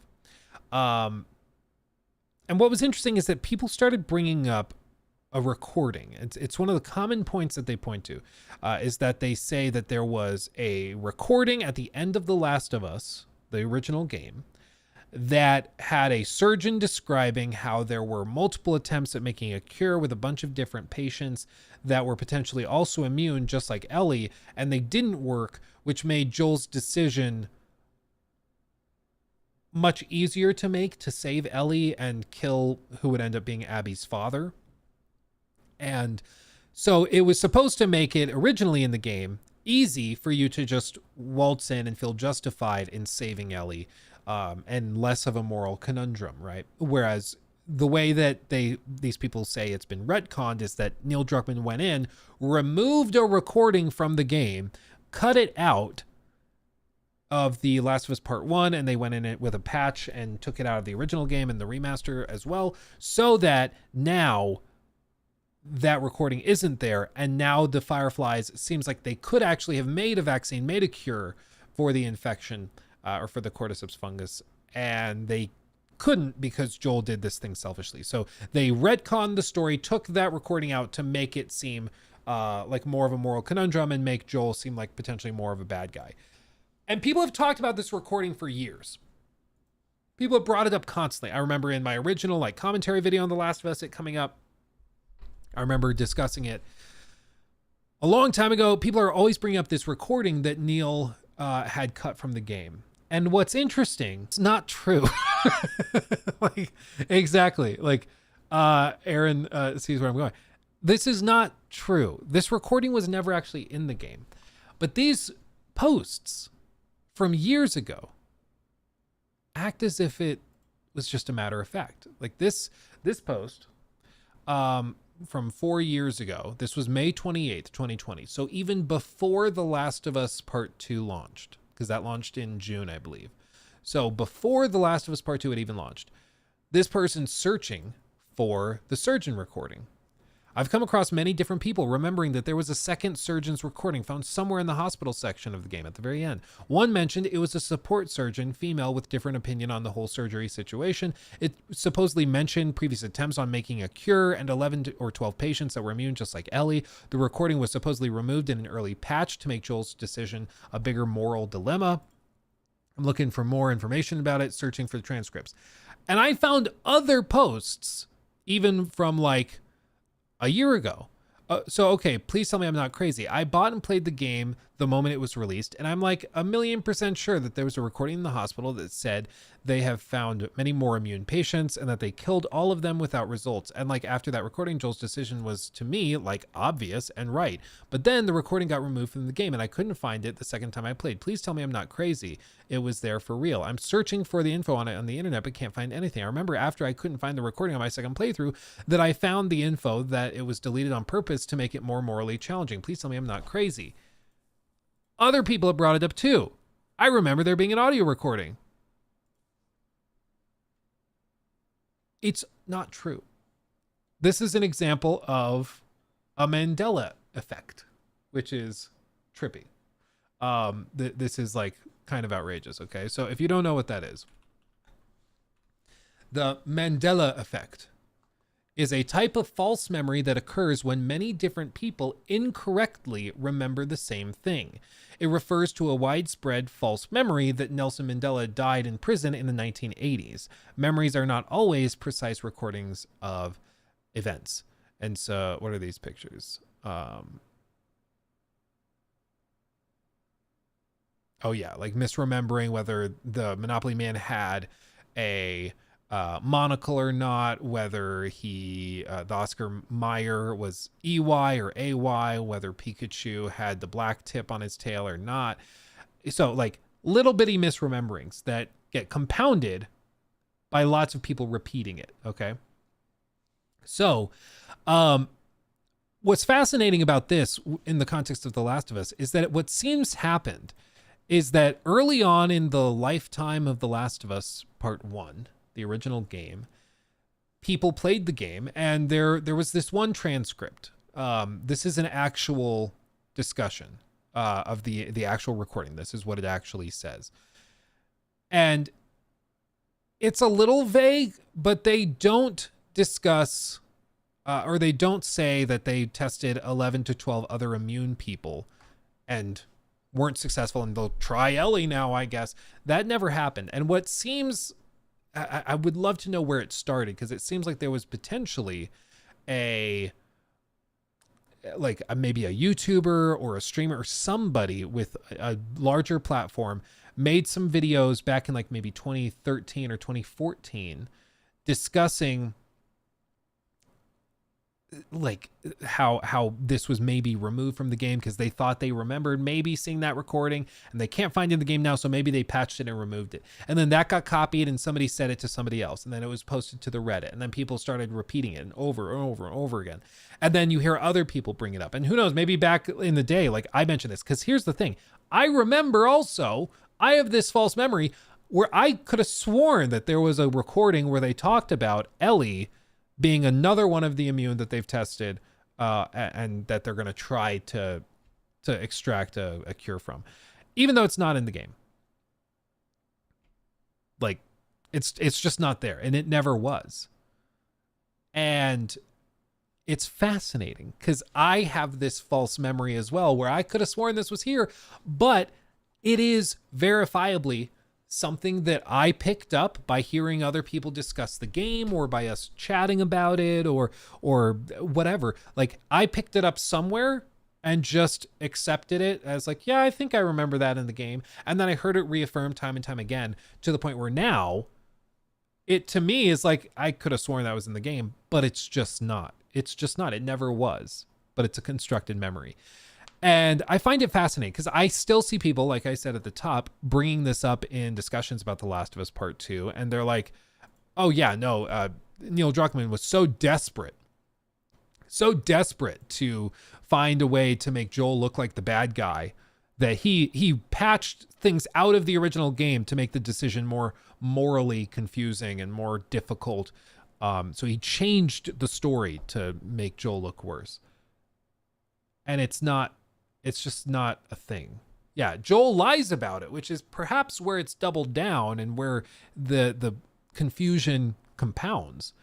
But it wasn't in the game. It wasn't in the game. What proves that it was never there? Because people have original 2013 copies of The Last of Us that have never been patched, never been updated. And you can put that disc into a PlayStation 3, disconnected from the internet, and play it. And it's not there. It just isn't. There was never a recording there. But people have constructed this memory that it was there, which is fascinating. It's so fascinating. You know, isn't it trippy? It's really, really weird. So maybe in the show, you know, they go back and everybody shares this collective delusion, but it just goes to show you like this Mandela effect is a phenomenon that human beings experience. And it's really interesting. It's really, really weird, but it's something that does in fact occur. Yeah, the Mandela effect is truly a mystifying phenomenon. It shows you how group delusion and group deception can occur. And it's crazy. Because the Mandela effect is another example. Let's see, what are some good examples? Let's see. Is this a good example? I want to find examples.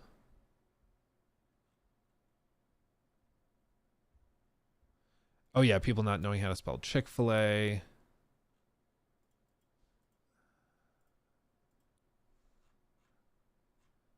Yeah, it's little stuff like this. Or like if you ever watched the like The Office, do you remember The Office? Do you remember the episode where they're like, does Stanley have a mustache or not? And then all of a sudden everybody starts like freaking out trying to figure out, wait, does Stanley have a mustache? Or does he not? And everybody starts to try to figure it out. And like, yeah. And everybody's impressions start to separate and build off of each other's. And it's a similar thing that happens with, a popular one is Luke, I am your father, when Vader actually says, no, I am your father. Exactly. Everybody's like, I could have sworn Luke, I am your father is in Star Wars, but it's not. That's not the line. Exactly. People also do it with, I forget the line in Lord of the Rings. They do it there. It happens all the time. And it's why, like, when a crime is committed, they will separate witnesses. Because when this happened in a case that I've been following since it happened, like 7 years ago, the Delphi murders, which is an insane case in its own right. But in that case, there's all these people that have seen one person walking on this trail. And they had to separate the witnesses because if all the witnesses collect, they'll talk, oh, wasn't he wearing like black jeans and a blue shirt? And they're like, no, it was blue jeans and a black shirt. Okay. Oh yeah, that is what he was wearing. When they had it right the first time, but their perception was changed after the fact. Similar things have happened with, like, I just watched a documentary on this case too, the Peterson case with like Lacey Peterson and Scott Peterson, where Scott Peterson murdered his wife and unborn child. Real class act, this guy. And after that happened, her face was plastered everywhere. Like there were posters for her missing everywhere, all over the place, describing what she was wearing when she went missing and where she was. She was walking her dog and stuff. And what happened is that in the weeks afterwards, people would call in tips to the police saying that they saw her in that outfit with her golden retrievers, with that dog, in the place that she was supposed to be at this time. And they could prove verifiably, without doubt, that those people were mistaken, that those people were wrong.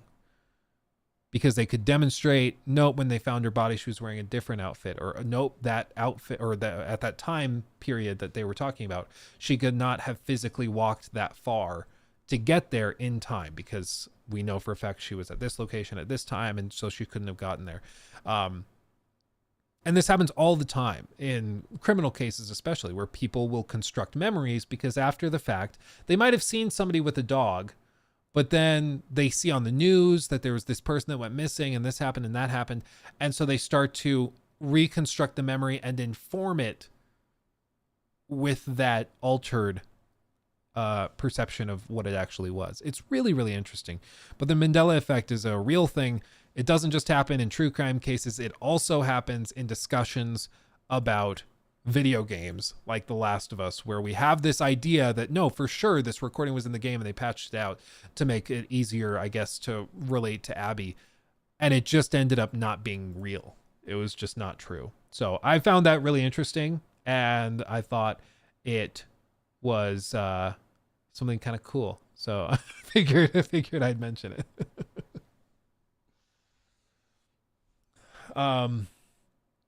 Yeah. Oh, Kate Middleton is missing, I guess. Yeah, I've seen a couple of like TikToks pop up about the Kate Middleton thing. I won't pretend to know what's going on with that, but it is weird that if somebody like in a public position, everybody's like, oh, they're missing or they're dead. Doesn't it seem weird that, like, couldn't you just go and be like, here's a selfie, or I'll do a live stream for 10 minutes? Like, I don't understand why they can't just do that. It's weird. It's weird.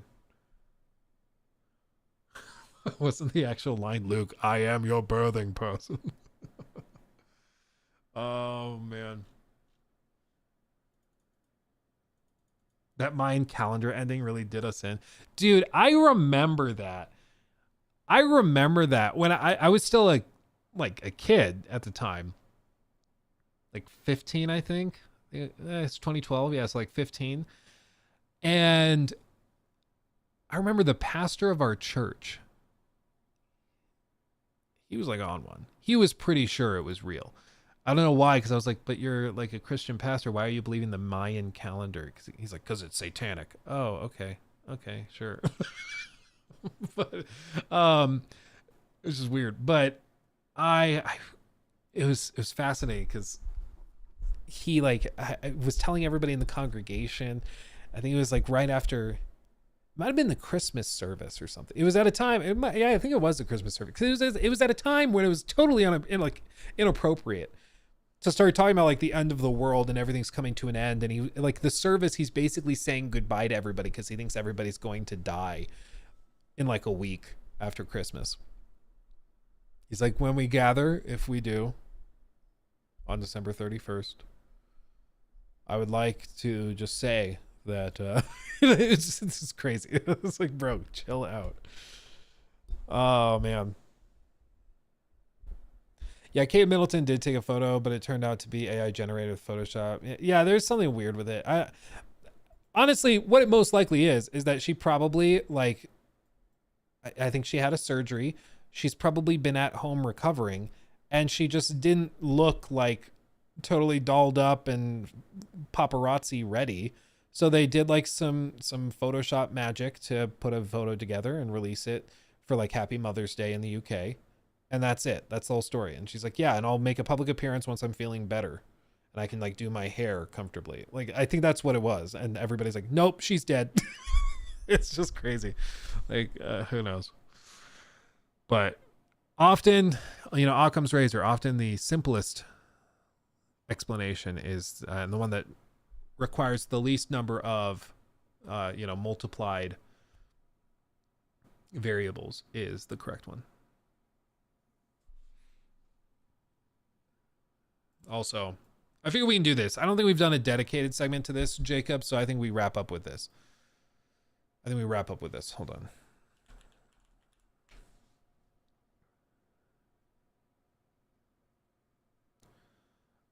Okay.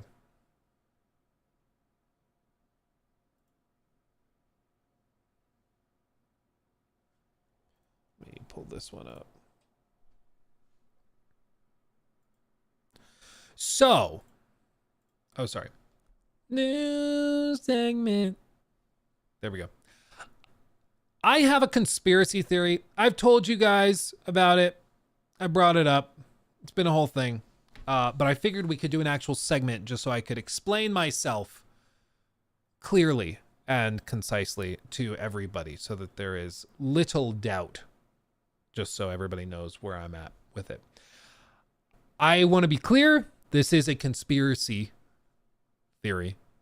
This is not necessarily entirely backed up by the facts or what has been said by PlayStation executives. But I think it lines up. I think it explains everything, and it's fun. So I'm just going to bring it up, and we're going to talk about it because why not? Okay. So as you all know, the one and only, the gem, the alien wearing a human mask, Jim Ryan, he has stepped down and retired as the president of PlayStation, which was really interesting. It was a surprising reveal when he announced late last year that he wanted to retire. And he framed it as, hey, I'm tired. I don't like traveling. I've had to go back and forth between Japan and London, like literal actual different sides of the planet, flying between them. He's like, I'm just exhausted and I want to spend more time with my family. I'm good.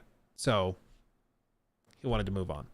And that's an explanation that a lot of people were like, okay, it's a little out of left field, but okay, I can respect it. But for me, immediately, you know me, you know the skeptic boy, some red flags started flying. The reason the red flag starts flying is because it's extremely rare for any executive to leave a company in the middle of the product life cycle. The only time you typically see that is when something's going really wrong and the upper brass wants to shake things up because they're not happy with how you've been doing things. It's why almost always PlayStation, Nintendo, Xbox, they have executives that handle the PS4 generation, and then the PS4 generation is over, they bring in somebody new for the PS5 generation, and then they move in for PS6 generation, they'll bring in somebody else. This is just kind of how they do things. They let one guy run the ship, and then they bring in some fresh blood and they do something different, but they let them run the ship as long as things are going well. So to see somebody step away in the middle of the generation when they are supposedly supposed to be picking up steam was a little weird. So I was like, I bet there's something going on. I bet there's something deep down. I bet executives are maybe not happy with how this generation has been going. And what happened after the next few months, we got more information, right? We saw not just financial information leak as a part of those Insomniac leaks, revealing the budgets of games like Spider-Man 2, revealing the costs of some of those partnerships with like Disney and Marvel. We also saw information drop from analysts and financial reports about their margins, how much money they're actually spending to develop games, how much money they're making from those games. And we've seen those deep dives now in excruciating detail after the end of this last financial quarter, where they did the big earnings call and revealed most of it. And the biggest takeaways were, for one, margins right now for PlayStation are down at 6%. At this point in the generation, analysts generally agree they should be closer to 20%. So what happened? Why are those margins so far off? That's a huge problem, because the smaller your margins are, the less money you're making, the less actual profit you're making. And so usually when margins are low, it's because expenses are too high. You're bringing in money, but you're spending too much. And what do we know for a fact that Jim Ryan was behind? We know that Jim Ryan, the man, the myth, the legend, is responsible for greenlighting PlayStation's initiative to get into the live service space. Jim Ryan's whole strategy for this whole generation has been to go and take, I'm going to go crayon on this one. If we look at like PS4 spending versus PS5, okay? What Jim Ryan wanted to do is, if you take this budget for the PS4 and we copy it over, okay? So this is how much money they spent in the PS4 generation developing God of War 2018, Spider-Man on PS4, The Last of Us Part 2. These are like, this is the budget that encompasses all of that. Each game is a chunk of it, but all told, it adds up to that much. What Jim Ryan wanted to do is he wanted to take that budget and continue it, so still enable those studios to make the games they want to make, The Last of Us Part 3 or God of War Ragnarok, whatever. But he wanted to expand it, and he wanted to take this and effectively double it to create a budget for live service. So he greenlit 12 live service games and backed them up. And he's like, so we're going to basically double the spending on game development, but the extra money is not going into more single player games or bigger single player games. It's all going into live service stuff, all going into multiplayer stuff that we can potentially milk and make money on. And that strategy doesn't necessarily, raise red flags immediately. That's not necessarily a problem or a bad idea, but it sets the stage. Because what inevitably happens is that you greenlight projects that have a lot less potential than others. So the best example of a game that's just baffling how it was greenlit would be this one. Let me pull it up here. Okay. You remember this one? I bring it up all the time because it's so laughably stupid. Fair Games. How anybody thought that this trailer would be well received is just beyond me. This trailer seems to encompass and embody everything wrong with modern live service design. Not only does it have that Ubisoft stank to it, where it's like trying to be really hip and cool, but it's also built around the premise of like, yeah, we're basically Robin Hood. We're stealing from the rich and giving to the poor. So they're breaking into a billionaire's house and vault, and they're going to steal the money. Meanwhile, they're charging up and like shooting and fighting and killing. Like, I guess maybe they're non-lethals, but like shooting and taking out other poor people, I guess, that are trying to rob them too. I'm like, I don't know. It's just weird. It's weird. The whole thing is just odd. And no part of it looks interesting. And you can see that in the like to dislike ratio, which is pretty aggressive. Thanks to all our players, but unfortunately we're ending support 1 year later vibes to it. Exactly. So he greenlit these games. And this is a game that's had well over $100 million spent on it at this point. So he's greenlit all of those. And the thing is, remember what I said where expenses are usually out of whack when your margins drop? What I think happened is that he greenlit all of these live service games with the hope that, yeah, maybe 3 or 4 of them are going to flop, but then we'll get one hit. For every Fair Games, we're going to have a Helldivers 2. That's what we're going to have. And we're going to have The Last of Us Online. We're going to have Spider-Man, whatever they called it, the multiplayer Spider-Man game. We're going to have all of these games coming together in Marathon. We're going to print money that way. It's going to be awesome. But that's built on a very shaky assumption, which is that one hit in the live service space can pay for 3 to 4 flops and then make profit on top of that. And it just doesn't seem to be a very viable or sustainable business model. It's a to hope that maybe you can strike gold, or that if you throw this fistful of spaghetti at the wall, you're hoping beyond hope that one of those strands will stick. That's a dangerous way to play. And it seems like that was the entire premise of Jim Ryan's tenure at PlayStation, is that he wanted to greenlight these massive multiplayer projects and live service projects, hoping that they make money to pay for the games that aren't successful, but that will justify spending twice as much on game development. But there were a couple of problems. For one, he assigned these live service games to some live service studios, but he signed others to single player studios. He said, okay, well, we're going to give Naughty Dog some more money to hire more people, but they now need to make The Last of Us Online. You guys need to put that together while you're working on your other stuff. Easy peasy, right? Turns out it's not that easy. You can't just take a single player studio and turn them into a live service multiplayer studio. It just doesn't work that way. They're different. It's just a different production cycle. It's a different like upkeep and maintenance schedule. Like the whole thing is just totally different. And we saw that where Insomniac was working on a live service game, on a multiplayer 5-player Spider-Man game, and that was canned. Just down the drain. Wasted time, wasted money.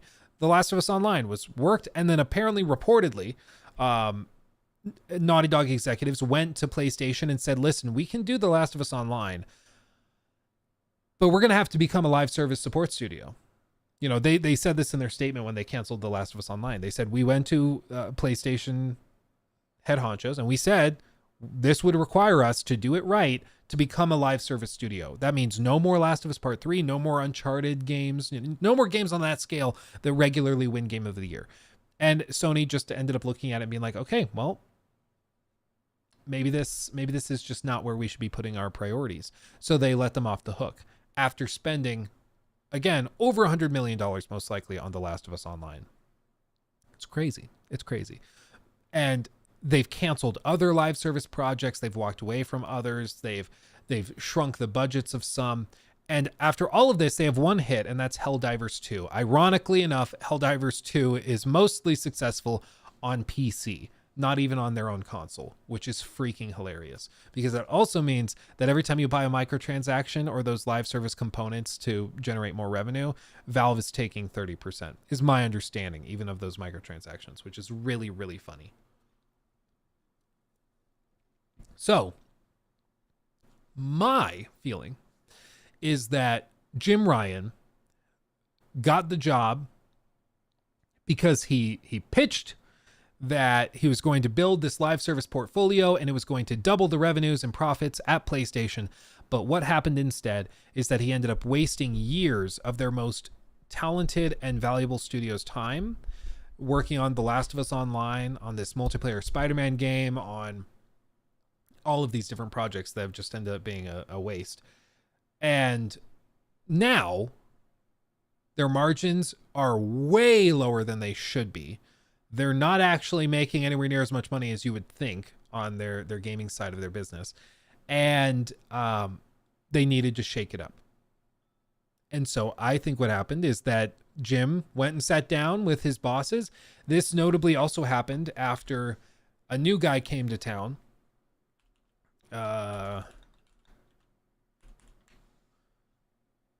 This guy, no, where is it? Not Sony Pictures, Sony, where is he? Please hold, I have to find him.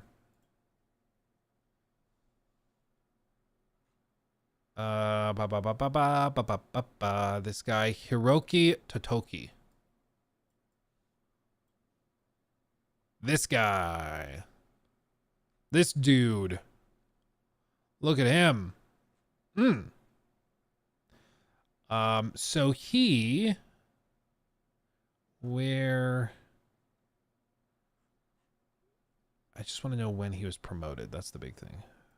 Profile, maybe this. It's not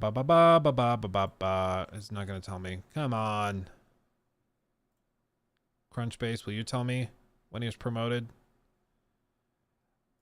Senior Vice President, Executive Deputy President, and Representative Corporate Executive Officer in 2020. Okay, so 2023, I think it was March. I don't see the exact date, but I believe it was March. But anyway, I believe it was March of 2023, he was promoted to Chief Operating Officer. And this guy, one of the things you need to know about him is that he's had like entire articles written about him, specifically because he is hyper obsessed with profitability and what? Margin. So I think what happened is that this guy was promoted.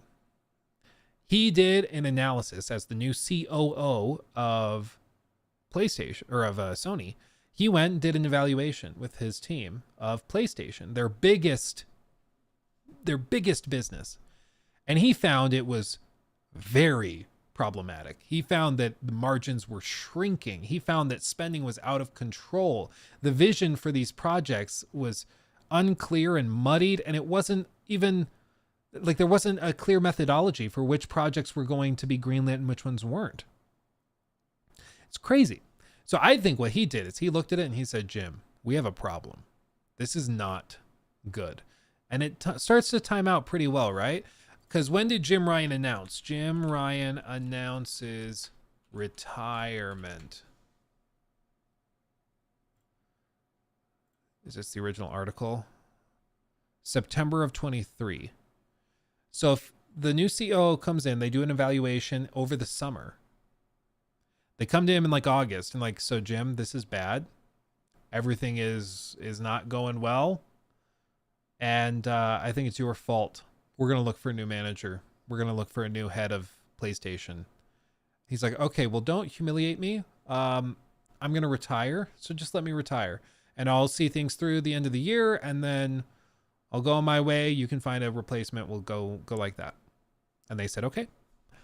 So I think this guy came in, evaluated it, was like, the hell is wrong with you? Why are you wasting hundreds of millions of dollars on games that go nowhere?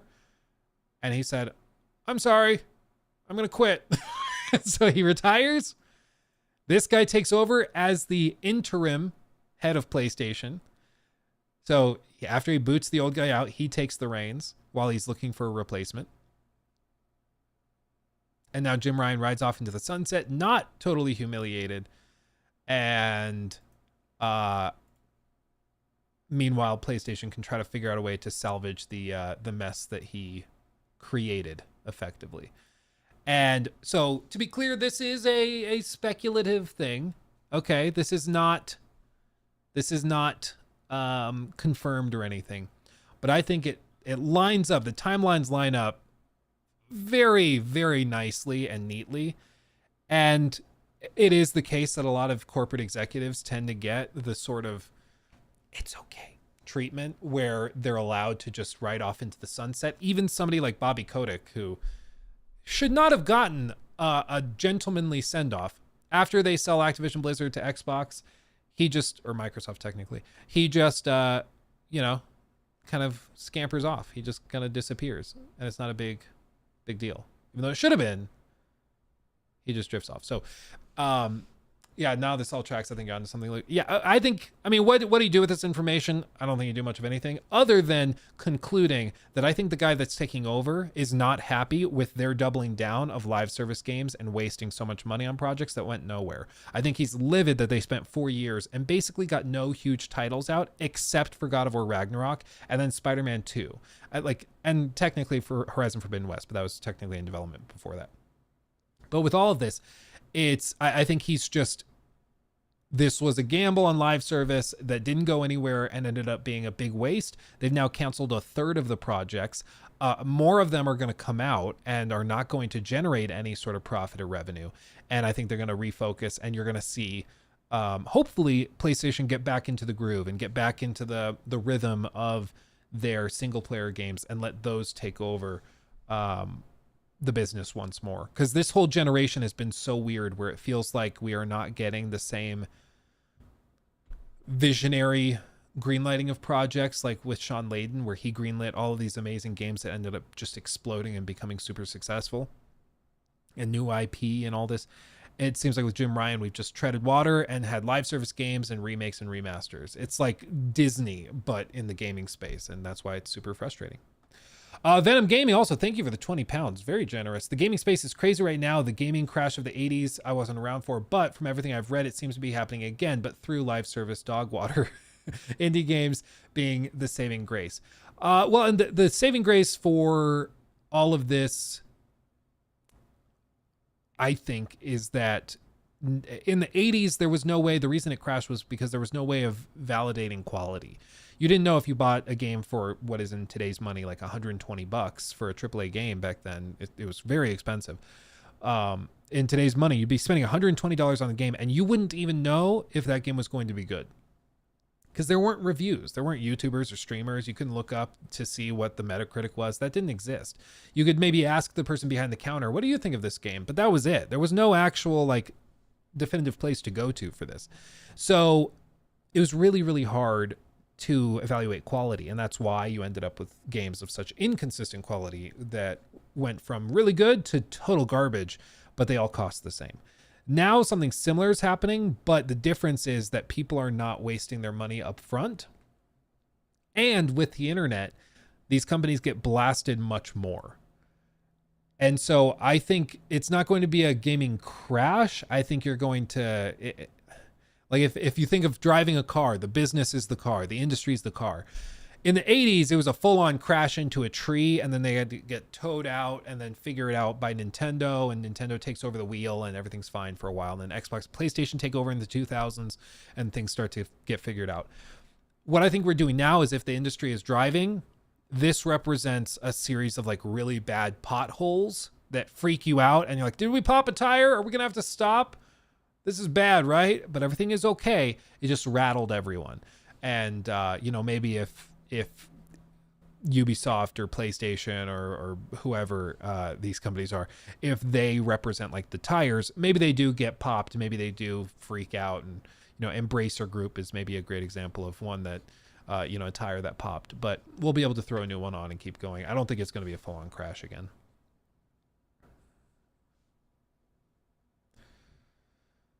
Oh, that's cool, Shawnee. That's super cool. All very intentional. Yeah. I'm 102 hours into Helldivers 2. Damn. Yeah, well, that's the thing with live service games. When they hit, they really hit. And they do very, very well. But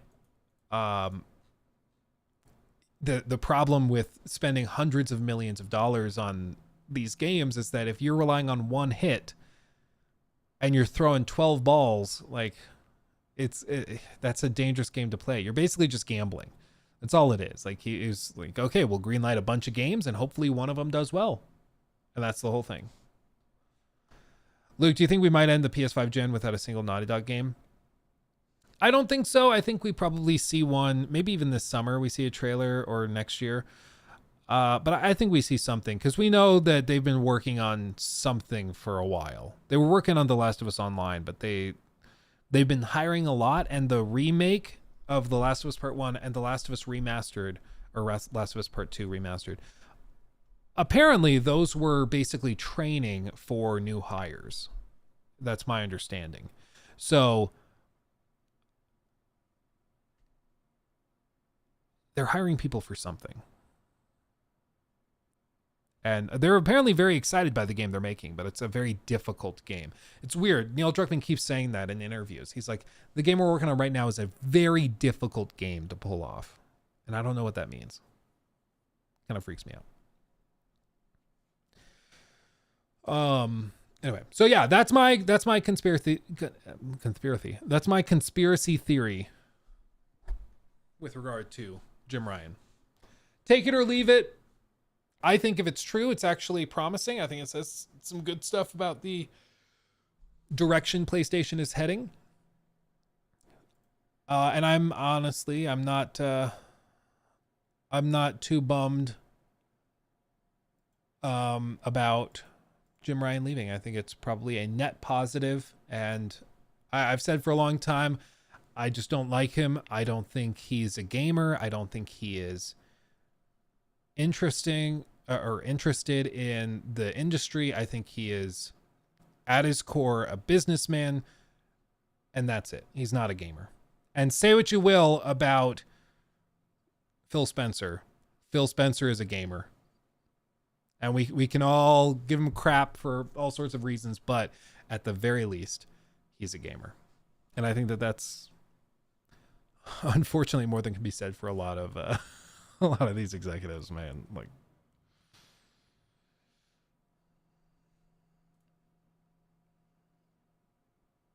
yeah. And I think you see it, like the projects that the projects that Jim Ryan has greenlit really reflect that he doesn't really understand the gaming industry or what really matters to gamers. And I think it's betrayed painfully, obviously, unfortunately.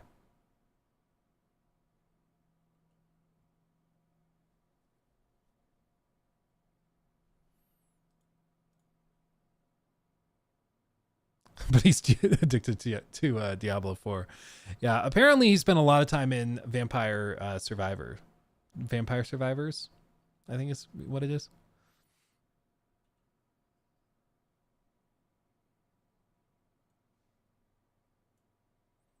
I think I recall him showing his like game time last year, and it was crazy. He spent a lot of time.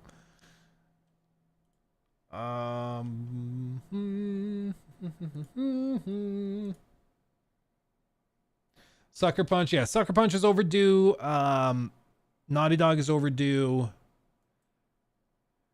I think Insomniac's going to go away for a little bit, work on Wolverine. Horizon and the Guerrilla Horizon multiplayer game is, I think it gets revealed this summer. I think we see that game soon.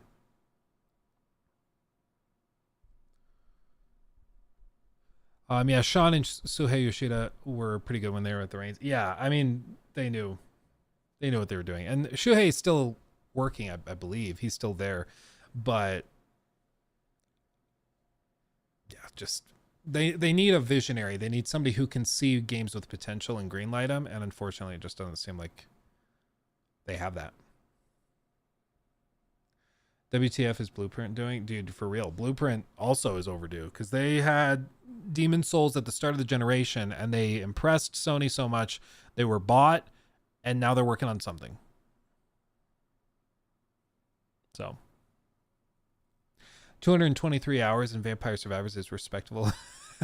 He's a real gamer. Yeah, no, he is. And that's why at the very least, I can appreciate that. Like, when he says he understands gamers, he does, because he spends like some weeks and months. You can track his profile.